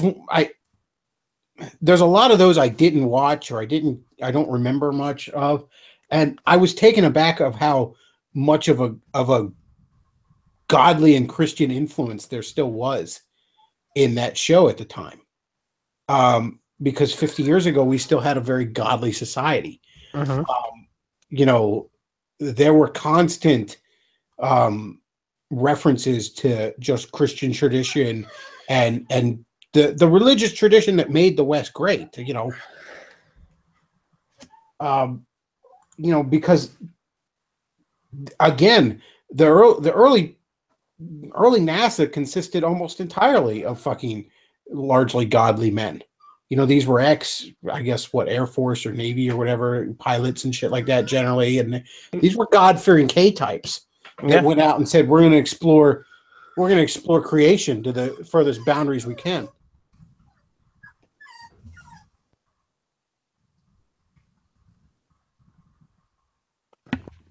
Yeah.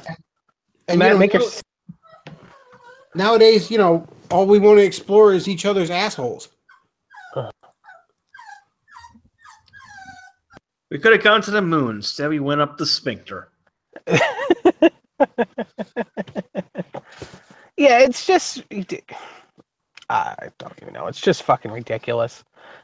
We could have colonized the solar system. Instead, we developed med-resistant AIDS.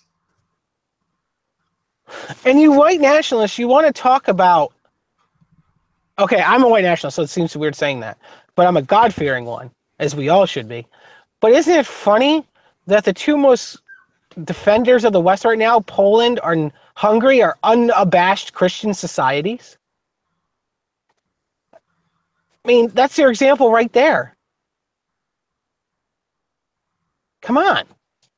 Do you want to add to that? I mean, you're in Hungary. No, yeah, exactly. I mean, I'm sorry you were cutting out there. Sorry. But yeah, the only countries in Europe that are resisting the migrant crisis are the ones that are the most overtly Christian. It's the ones that are not Christian, post-Christian, that are dying off. I mean, I had this argument with John Steele recently. He's like, if the marker of a religion is just like how strong it is in a particular locality, then everyone in Western Europe should just convert to Islam, because that's the only religion that's showing any fucking strength there. It ain't fucking neo-paganism. It ain't gonna be the Odinists. If all you care about is strength, you better start facing Mecca 5 times a day, buddy. And even in the Czech Republic, where I spent not this summer but the previous 2, it was one of the most amazing things I've ever seen. It's so simple. I was walking down the street one day, and now Czech Republic has a lot of problems, but they're standing up to the Merkel and all that. They're not as Christian as Hungary or Poland. But I was walking down the street one day, and I see this long line of like dirty, scruffy, like homeless-looking people. I'm walking down the street. I walk ahead of it. At the head of it is a fucking nun handing them food. I have never seen that in America or when I was in France and Italy.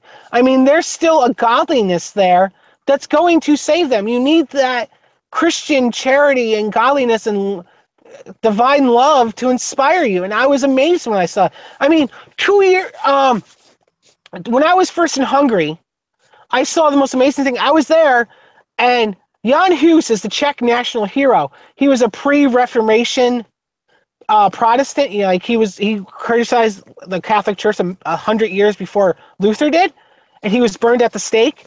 And I was there on the 600th anniversary of him being burned at the stake to the day. And I have never seen such authentic and organic Christianity celebrating this national hero. It was one of the most beautiful days I'd ever seen. Like, at the end of the day, there was a candlelit parade they had a play in the main square where they were celebrating his life in this musical, and hundreds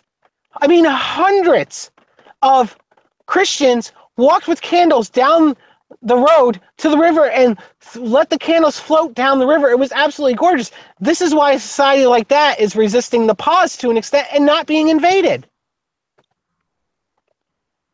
That was a rant. I'm sorry, guys.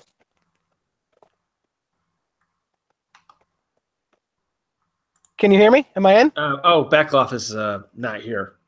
I think he took the dog for a walk. But yeah, exactly. You know, Commonwealth kind of put it like this. You know, dead people are attracted to dead ideologies and dead ways of living. You know, actually, here's something else. I was having a discussion with a private friend of mine. You know, you got these wolves of Vinland types who, as part of their pagan rituals, will sacrifice a goat or a sheep or something, and they think they're being pagan. But here's the thing. The Vikings and other pagans who sacrificed animals, they didn't do so just to sacrifice animals. They did so because in an agriculturally based society, you know, your farm animals were some of the most valuable things you owned. And killing them was a sign that you had faith in the gods. If they really wanted to capture the spirit of paganism, they'd withdraw half of their money from the bank and set it on fire. There are actually stories of Vikings. That's a good point. Yeah. There are actually stories of Vikings during the Viking era, who before they would go out on a raid, to make a sacrifice to the gods, they would find out which one of their ships was the best built, and they just set it on fire. Now that's a pretty powerful statement, because if you're sailing the North Sea in the 800s on inferior ships, they could sink and you could die. So when you set your boat on fire, your best built boat on fire, you're saying, yeah, I'm giving it, I'm putting my faith in the gods. I'm showing how much I care and how much I trust you that we're not going to capsize as we're on the way to go raid England. Interestingly enough, sacrificing the goat is more in line with Judeo-Christian thinking, and I mean that in the pure sense of the term, than the pagan thinking, because they sacrificed, again, the animal because it was a large portion of their wealth. Whereas in the ancient Bible-era Jews, which is far removed from modern Jews, but they sacrificed animals because they believed it required a blood sacrifice to deal with sin.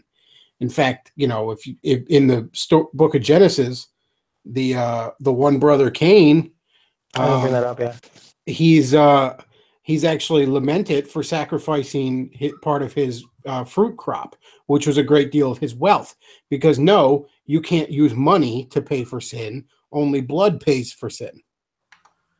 So by going back to sacrificing animals, they're actually much more in line with a biblical tradition than their own paganism. It's like how idiot metalheads thought that using an upside down cross was somehow a way of saying fuck you to the church, even though the upside down cross is it's the cross of St. Peter. It's carved into the fucking Pope's throne. I mean, I've shit on metalheads a couple of times on here, and I'll continue to do so because, I mean, half the metalheads I've ever known were overly sensitive pussies, and the other half were dumbasses that LARPed about the Dark Lord with their stupid Peter's cross. I felt so bad. You know, before I became like devoutly Christian, I was an agnostic growing up. And even then, I felt bad for Satan because it's like, man, his followers are losers. Like, does he really want these people to worship him? Like, they are the fat girls in fishnets or these skinny little punks. And like, man, he must be like, God damn it, God gets all the good ones. What was that line in the Spawn movie when he was like, why does God get all the good followers and we get all the retards?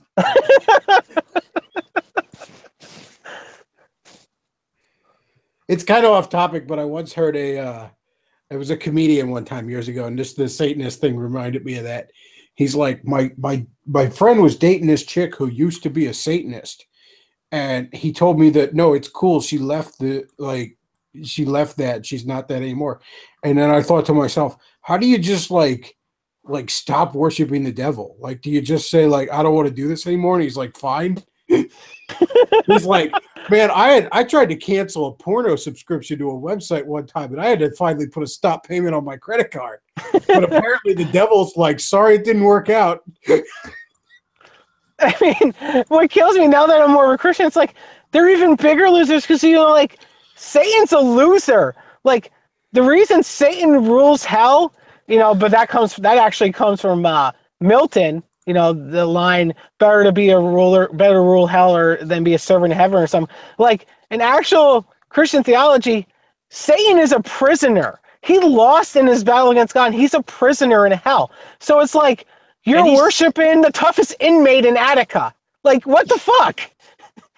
Oh, if you go by Dante's Divine Comedy, you're actually not just the toughest prisoner. You're worshiping the biggest prison bitch in Attica. And Dante, he's in a frozen lake because his pride won't let him stop flapping his wings to melt the ice that's holding him stuck. It's like, you guys are fucking losers. And we all know that Satan is Saddam Hussein's bottom, as shown in South Park. Come on, Satan. Let's fuck. Off topic. Funny. Off topic. That is one of the greatest musicals of the last 20 years. South Park, bigger, better, and uncut. Fuck you, I will fight you on that one. You know why it's called that? There's a funny story. I remember Matt Stone and Trey Parker were telling us one time. A little aside, but it always made me laugh. They had to fight tooth and nail to avoid that movie getting an X rating.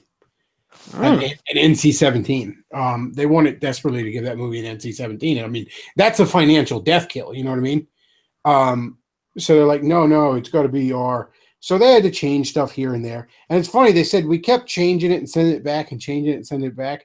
And there were actually times that we would put stuff back in that we had cut and they wouldn't notice that. Like, we would just cut out the most recent stuff they told us to cut, but put stuff back in. Well, when they finally wanted to get it approved, the original title was supposed to be South Park, All Hell Breaks Loose or something like that. And that'd be awesome. And the MPA was all like, no, you can't say hell in the title. That we're going to make it NC-17 if you do that. I said, okay. So they put it South Park, bigger, longer, and uncut. It gets approved. A week later, someone from the MPA was like, that's referring to a penis. And it was at that point too late because they had already approved it. For its already. It must have returned to Saddam's penis because Satan was his bitch. No! Oh my God. That was a fun movie there. What would Brian Boitano do? I'm going to listen to that soundtrack now when this podcast is over. Go to bed to that. But yeah, I stand by that. I mean, the biggest problems with the alt-right stem from its godlessness, okay? And, I mean... if I can cut in Bechtloff real quick about the godlessness. One thing is the abortion question. I mean, if you go to Occidental Descent, Bechtloff, you should just do. My good friend, Hunter Wallace, Brad Griffin, fucking annihilates this idea that the alt-right should be pro-abortion. Like, he just annihilates it. There's no way anybody in the alt-right can rationally and honestly hold that opinion anymore. I'm sorry, go ahead.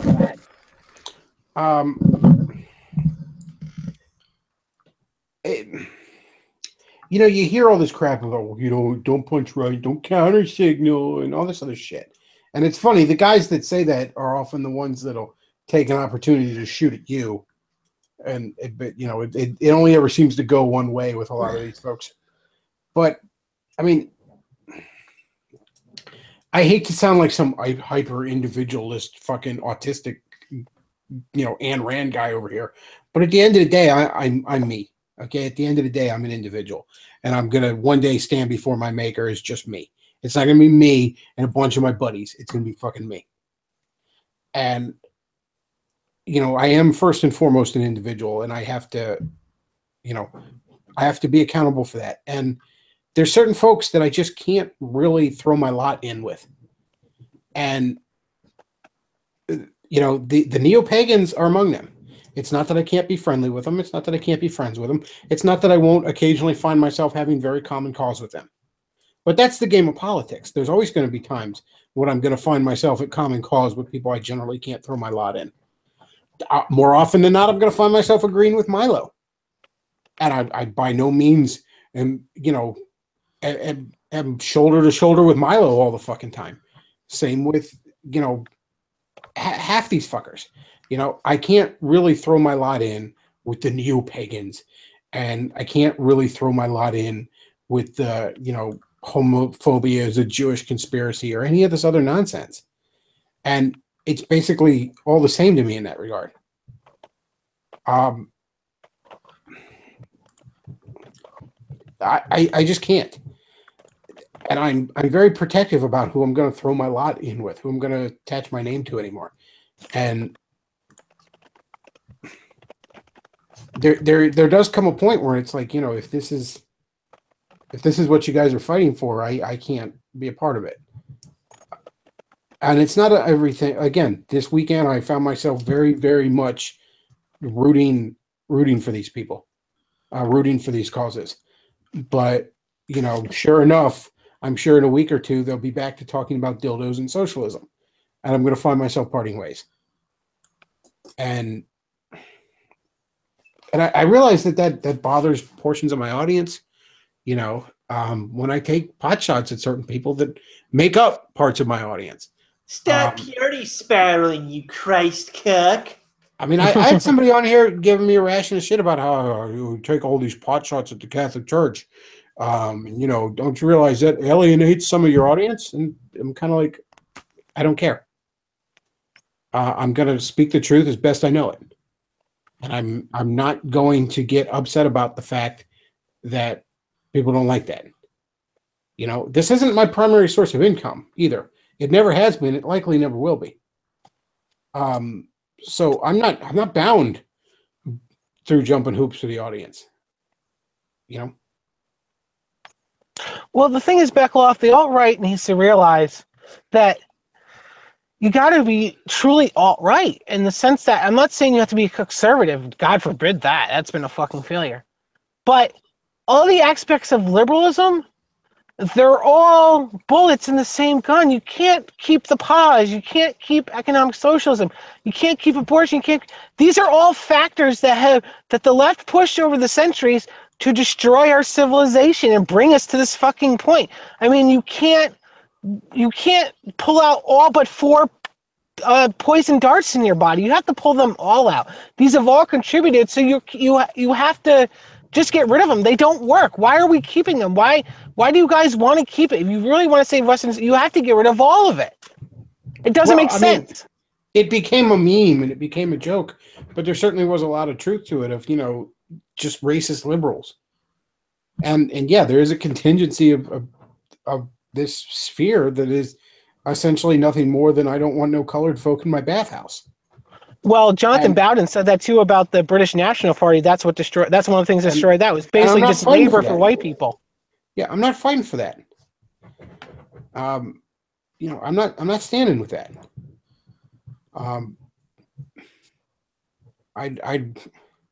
I'd rather go to a church full of black people than a bathhouse full of white people. Now that's horrible. That's. I'd rather not go to either.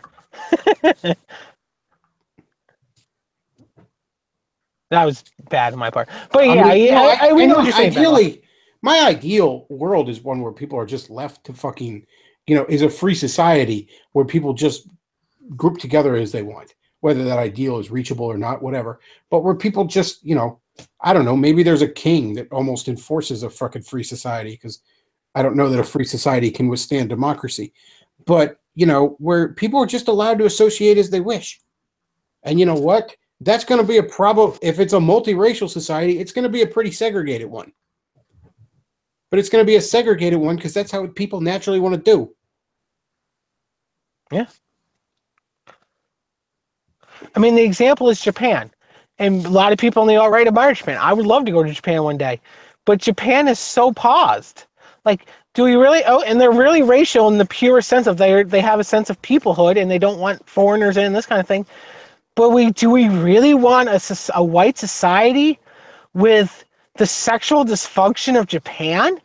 I mean, with porn 24/7 everywhere and people under 18, like 50% of them have never had sex, and the childbirths are dying. Like the majority of Japan's going to be over 60 in like 10 years. That's ridiculous. Japan's going to pay a pretty big price for this pause. Now, because they've resisted the urge to let a bunch of third worlders in to replace them, they may indeed exist in 100 years. And probably if they do, we'll be stronger for it. But they're going to pay a price for it. because it always has a price. And eventually they're going to have to revert to something, resembling a more functional society. And we have to constantly harp on Sweden. I mean, Sweden is known as the most left-wing country in Europe. I mean, and it was all white till like 20 years ago. But look how it's decayed with the feminized men and the homosexuality and men. I actually read that somewhere there was a bill to make men have to pee sitting down for some gender equality bullshit. Do you really want your wet ethno state to be Sweden? I'm sorry, Daniel Freeberg, if you're listening. Tell him I have nothing against Sweden, man. I'm just using the example. I will relay that message. I mean, right now, Sweden is being overrun with fucking all manner of third worlders, but even if it wasn't, I wouldn't want to live there. But see, the thing about Bechtloff is the pause, the godless pause, created a situation that let them bring them in. That's the thing, like, you don't get.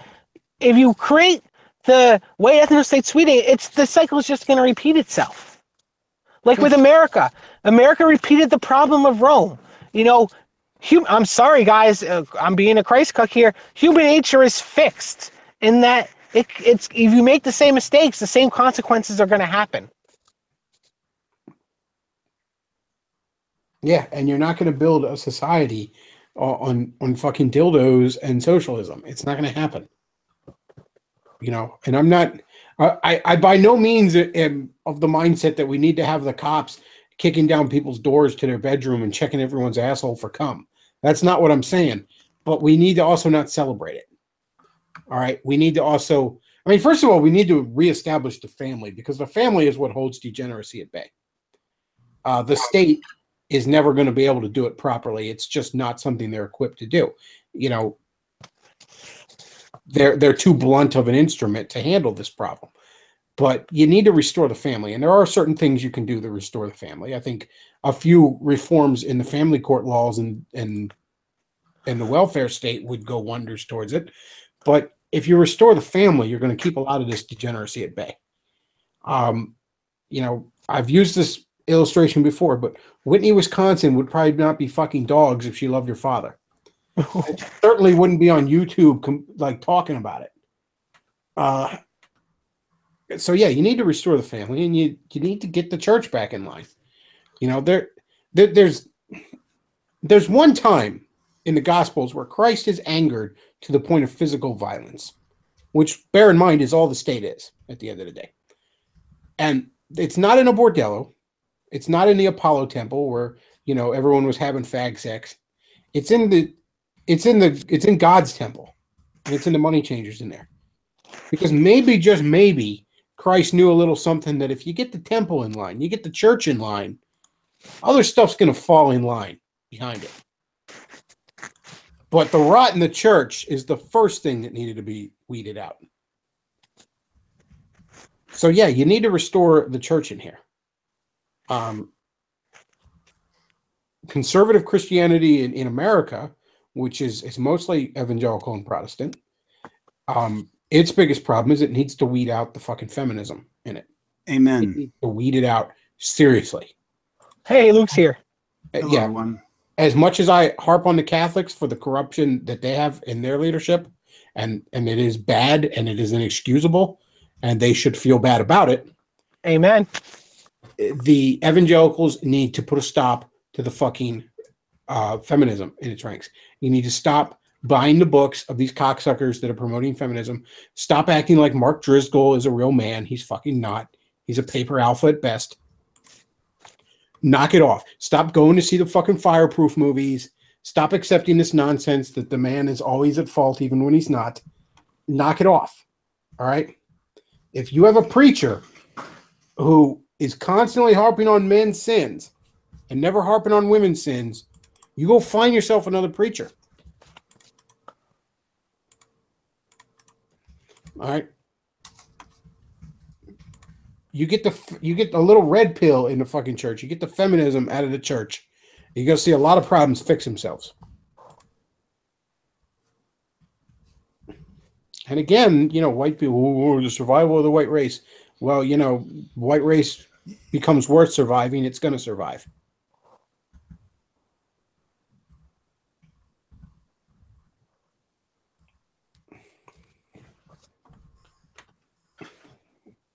And Matt, for do you fuck's have sake, anything? stop giving money to Tommy Lauren and fucking Lauren Southern or whatever the hell. Stop giving money to the conservative thoughts. All right. Conservative thoughts. I haven't heard that one. That's good. I wonder if there's a meme for that. Make it, Luke. Make it happen. Like I said, if you feel the need to give fucking Laura Southern money, I need you to jerk off first and see if you still feel that need. Like, she's not going to suck your dick for it, all right? She's not going to be your boyfriend. She doesn't know you fucking exist.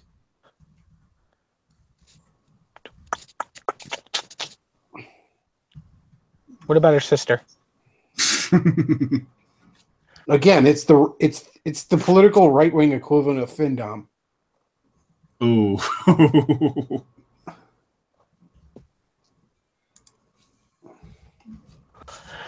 Oh, God, there's so much to clean up, Bechtloff. What can you say? But there's a lot of work to be done.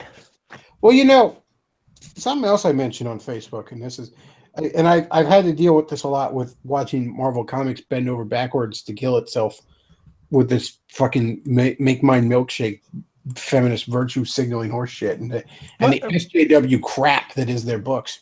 And by the way, Guardian, thank you for getting my name out there. And that's sad because, you know, Marvel Comics is a very cool thing, and I'm sad to see it shit up. But that's kind of the nature of our culture right now. We're seeing a lot of cool things shit up. You know, video games are getting shit up with this crap. I mean, there's 300 channels, and you're lucky to find a dozen shows worth your time because it's all just shit. It's all just SJW shit. You know, I mean, Marvel Comics are unreadable. Hell, even for the sports ball fans, you can't watch a fucking NFL game without Black Lives Matter shit being pushed into it. And that all sucks. It really, really sucks that all the cool things are getting ruined. I mean, with the technology we have, we should be witnessing a golden age of fucking arts and entertainment. And the SJWs are just shitting it all up. And it really, really sucks. But being a man of faith, I have to wonder if maybe there's a divine plan and all that. And yeah, Luke, keep that picture up because I do want to talk about that real quick before the stream ends. If maybe there's a divine plan and all that. Maybe, just maybe, the reason all these things are getting so shit up is because there's so much work to be done. Our infrastructure is in ruins. Our social fabric is in tatters. You know, we can't even decide if boys have a penis and girls have a vagina right now. So there's a lot of work to be done. And maybe, just maybe, the good Lord has decided to start taking our toys away until we clean our room. So that, I think, is the silver lining in all this. Because the more of these distractions the left ruins and takes away, the less distracted we'll be. And that's ultimately their downfall. You know, Gamergate ended up being the first time there was ever really a successful, even remotely successful cultural push against the left. Because they couldn't even let people have video games. And real quick, that picture right there, that was somebody shared that on Twitter. And I want to share how bad Marvel Comics is right now. Because everyone makes fun of Marvel Comics sales being really poor. And understand that their numbers are far worse than we know. Because here's the thing about those diamond numbers. They reflect what comic book stores buy, not what they sell. So, Marvel does a lot of underhanded shit. Where, for instance, this is known that they've done this in Midtown Comics in New York. Where if you want to get any Marvel books, you have to get the shit that's not going to sell. Like America and fucking The Champions and other SJW heavy books. The Durka Miss Marvel, for example. And here's the other interesting thing. Secret Empire. That is Marvel's big summer universe-wide event that's going on right now. Now, that should be the book that's flying off the shelf. That should be the #1 seller. And yet, go to any fucking comic book store. There are, I think I've been to about half a dozen in the last few months, individual comic book stores. And it's the same story in each one. And that is stacks and stacks of unsold copies of each issue of this miniseries. just sitting on the shelf, rotting away. Now, flash forward years ago to, let's even not go back that far. 2012, probably the last really successful big summer event they did, the Avengers versus X-Men miniseries at the time. By the time issue 5 was out, you couldn't find issue 1 unless it was a second or third printing with, the different color cover to reflect that. None of these have gone to second or third printings because nobody's ordering them, because they're just sitting on the shelf. Because that's what Marvel Comics is doing to itself right now. Because a bunch of SJWs are running the show. A bunch of fucking 13-year-old girls are running the fucking show over at Marvel Comics. And gee, it turns out that the big crossover event that's centered around the Captain America was really a Nazi because all patriots are Nazis didn't turn out that well. Didn't sell that well. People don't want that. Who could have foreseen, except everyone, that people didn't want that?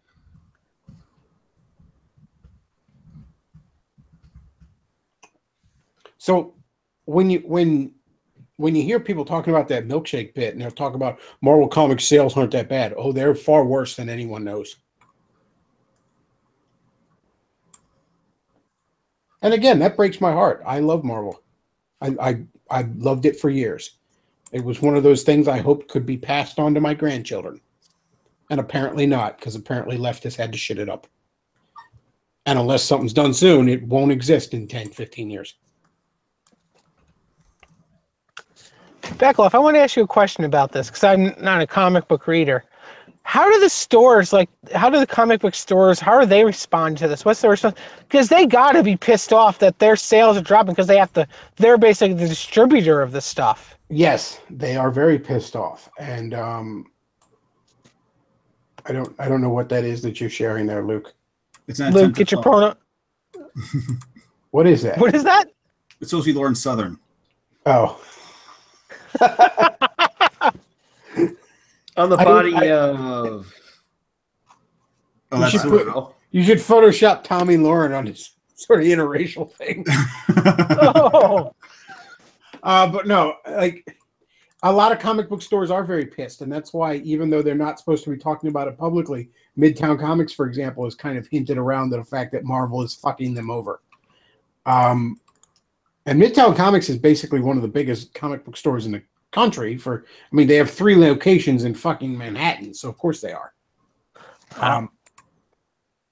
They're one of the big names. They're one of the most famous comic book stores in the world, and yeah, a lot of these retailers, they're not happy, and it's going to end up with a crash.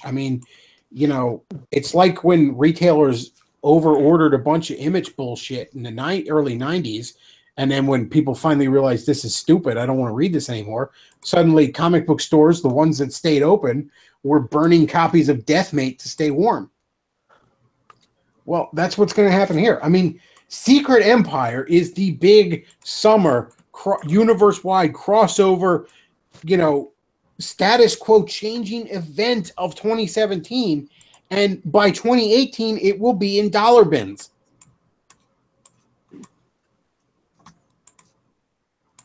That's not good, Marvel. You're doing it wrong. Now, comic book stores right now, if they're smart, they're diversified enough that they're selling Funko Pop figures to morons and stuff like that, and they're making their bank other places. But it's there's a lot of stores that are stuck not knowing how to get rid of copies of fucking Durka Miss Marvel because nobody wants that crap.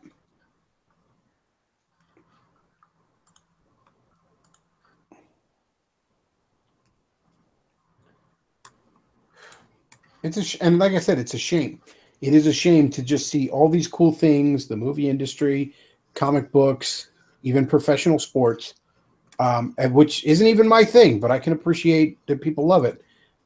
It's a shame to see all these things that bring people joy shit up by these soulless fucking SJW monsters.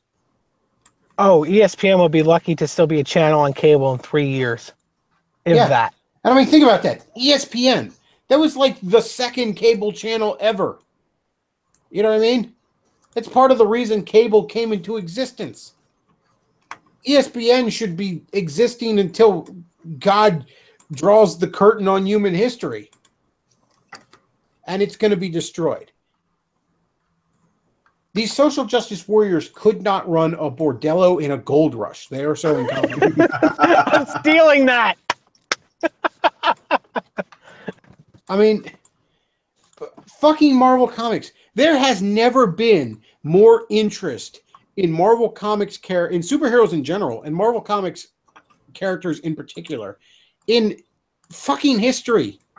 Not since probably World War II, when soldiers were reading Superman and Captain America in their downtime, have people been more in love with the idea of the superhero than right now. And Marvel can't sell its big summer blockbuster comic book. You see something's wrong there? Marvel should be selling comic books as fast as they can fucking print them right now.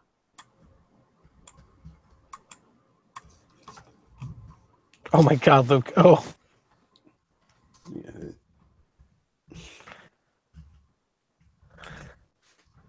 Yeah, the only anecdote I'll give to that, like, I went to school. These people, I mean, not literally the people running with Marvel, but I got my MFA in writing, and I was one of like 5 people in my program. It's all women, and good Lord, if the women I went to grad school with and writing workshops are writing Marvel, I can see why it's in the dumps. I mean, one example, these people are so offended by everything. I was writing a poem for a poetry class. I wrote a poem basically praising space exploration, and I used like some silly phrase, I don't remember, but like Columbus in space, like like an interstellar Columbus or something, and they got so offended that I used Columbus because he was a genocidal maniac and blah blah blah. And it's like, oh god damn, these are the people running the publishing industry. No wonder nobody wants to buy books or comics. I mean, these are the same people who fired a guy for asking the question, shouldn't Google have diversity? Oh, that guy, yeah. I'm sorry to talk about that guy. Well, you know, I kind of find myself torn on Chris Columbus, because on the one hand, he made Gremlins, and that was awesome. But on the other hand, he made Jingle All the Way. So, I mean, you know, it's just, I'm just not sure how I feel. Oh, come on, Bechtloff. Now you're going to have to fight me. I loved Jingle All the Way as a kid. And Turbo Man Doll. Put the cookie down! But no, seriously, it's genuinely a shame to see these cool things shit up, and it does break my heart in a lot of ways. But, you know, maybe that's what we need. You know, maybe there's so much work to be done right now. The last thing we need is a whole bunch of distractions. Yeah, I mean, shit, I barely watch movies. I saw Dunkirk, which is amazing. I went to, I'm a geek. And, like, except tomorrow night to watch Game of Thrones, I never turn the fucking TV on anymore. Yeah. I barely watch anything. I have 300 channels, and there's 3 shows I watch. I watch Flash and Arrow because I'm a superhero dork, and I watch Rick and Morty. I thought that exact same way when I went to go see the Emoji Movie. Oh, jeez. Do not tell me you paid for that. Yes, I paid for it. Oh! Luke will pay to see every animated movie, though. He's that. That's true. But that's the only reason I would go see a movie, because there's nothing I want to see right now other than Dunkirk. But other than that, I just don't want to see anything right now. Well, I'm kind of like that. Like, literally, superhero movies are the only thing that get me at the movies anymore. I think the last thing I saw that wasn't based off of a comic book was Passengers, which I think is very underrated. Damn good movie. Damn good movie. Yeah. Yeah. But that's the last thing I saw that wasn't a fucking comic book movie.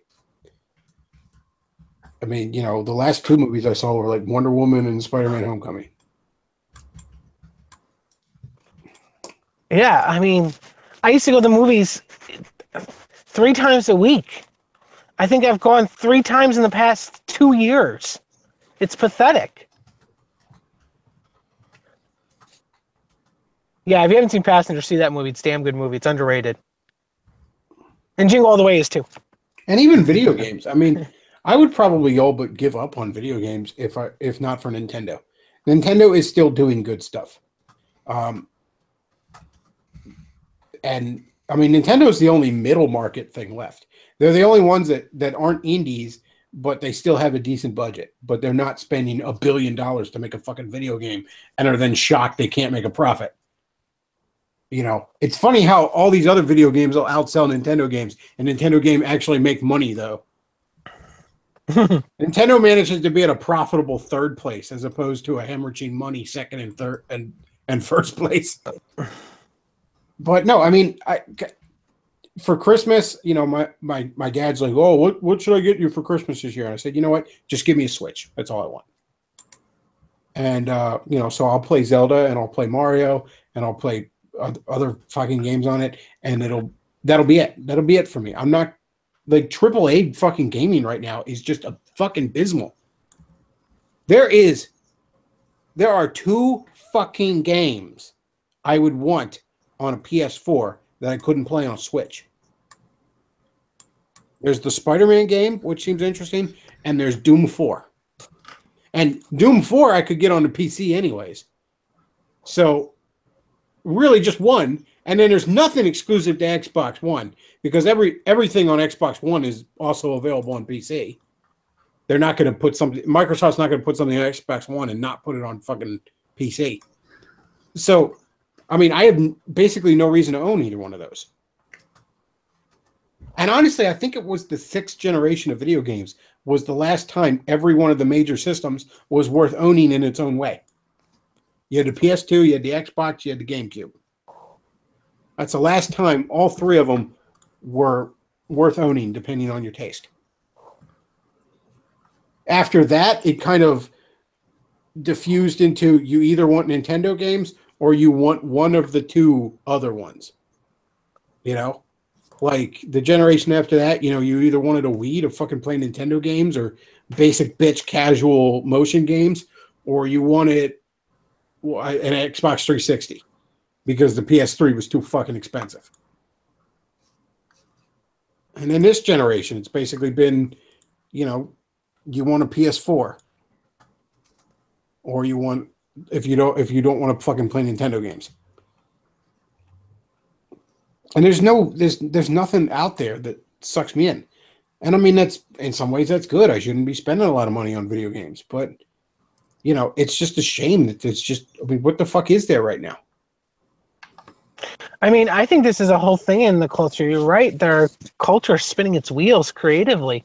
I mean, I think this is part of the reason and it's not just our nostalgia as a generation.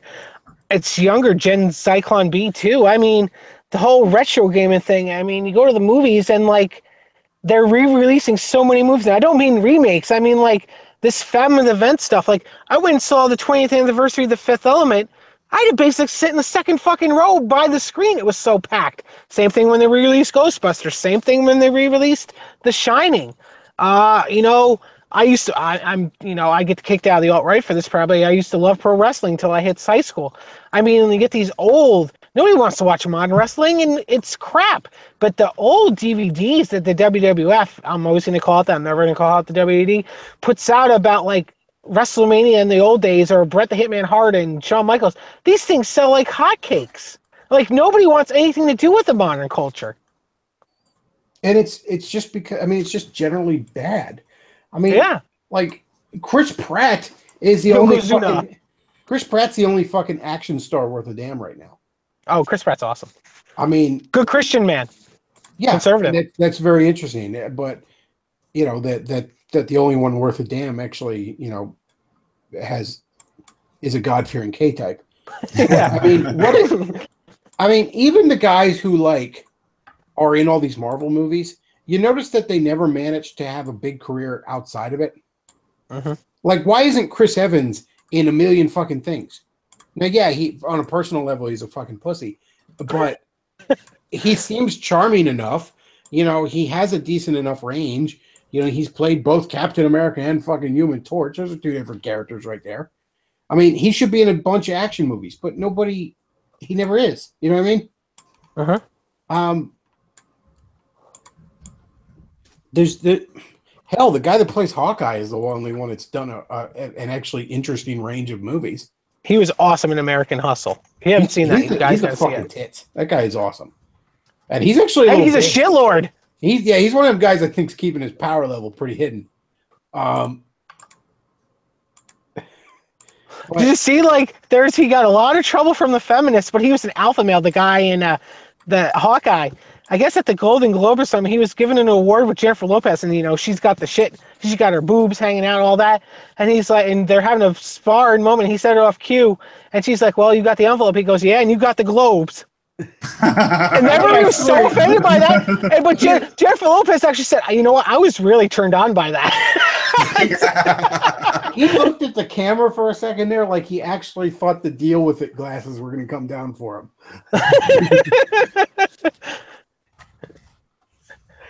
But yeah, that guy's cool as shit. But I mean, so much of Hollywood isn't.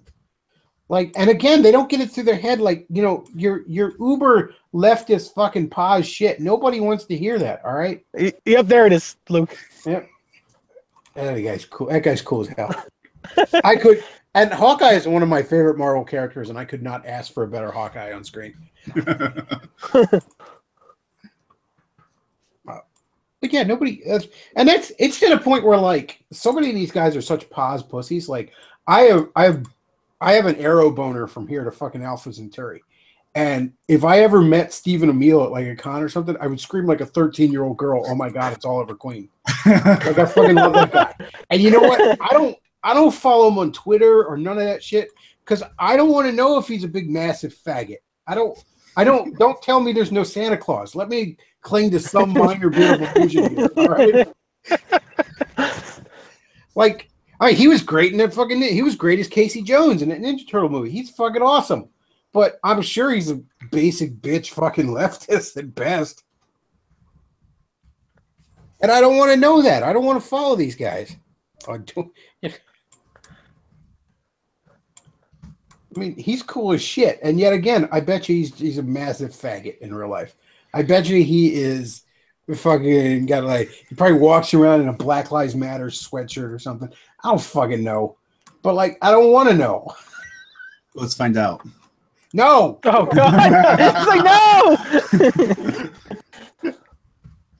No, don't ruin it for me. Don't worry, I won't do it on live. Oh, does he even exist here? Can't find him. Maybe he doesn't have an account. Good. You know who's most of these leftists, most of these Hollywood people would be better off not having fucking social media. Oh, they really would. Just having like, just let your publicist run it. Like, just put out pictures of like whatever movie you're working on, and that's it. The only two people in Hollywood that should be allowed to have Twitter accounts are William Shatner and James Woods. They're actually pretty fucking good on Twitter. They're awesome. I follow both of them. They're the chat posting they call it instead of shit posting. It's great. Oh, James Woods is fun. James Woods is great. Just in the past 5 minutes. All right. Well, I think we've rambled on for long enough here. I want to thank everybody for coming on because I think this was a great show. I know Arjun had to duck out, but thanks for being on, Arjun. Race, thanks for calling in. That was a good talk. Luke, thanks for hopping in when you were able to. Matt, Craig, and just to close, this is James Woods' top entry. Well, we know the one person who's happy today, George Soros. That's good. Oh man, George Soros is about as close to a fucking Bond villain as real life has. You know, he actually came out and admitted he's funding migrants into Europe today. So at least he's openly evil like a Bond villain, yeah. He'd be like stroking like a small like cat or something like that, like on his lap every time he talks. Excellent. Except that actually the reason he doesn't do that is because pets can naturally sense evil, so like no cat will sit on his lap. Yes, Mr. Trump. I know your plans. Like they tried to put a cat on its lap, and it just like it like arched its back and its fur up, like hissing away from him.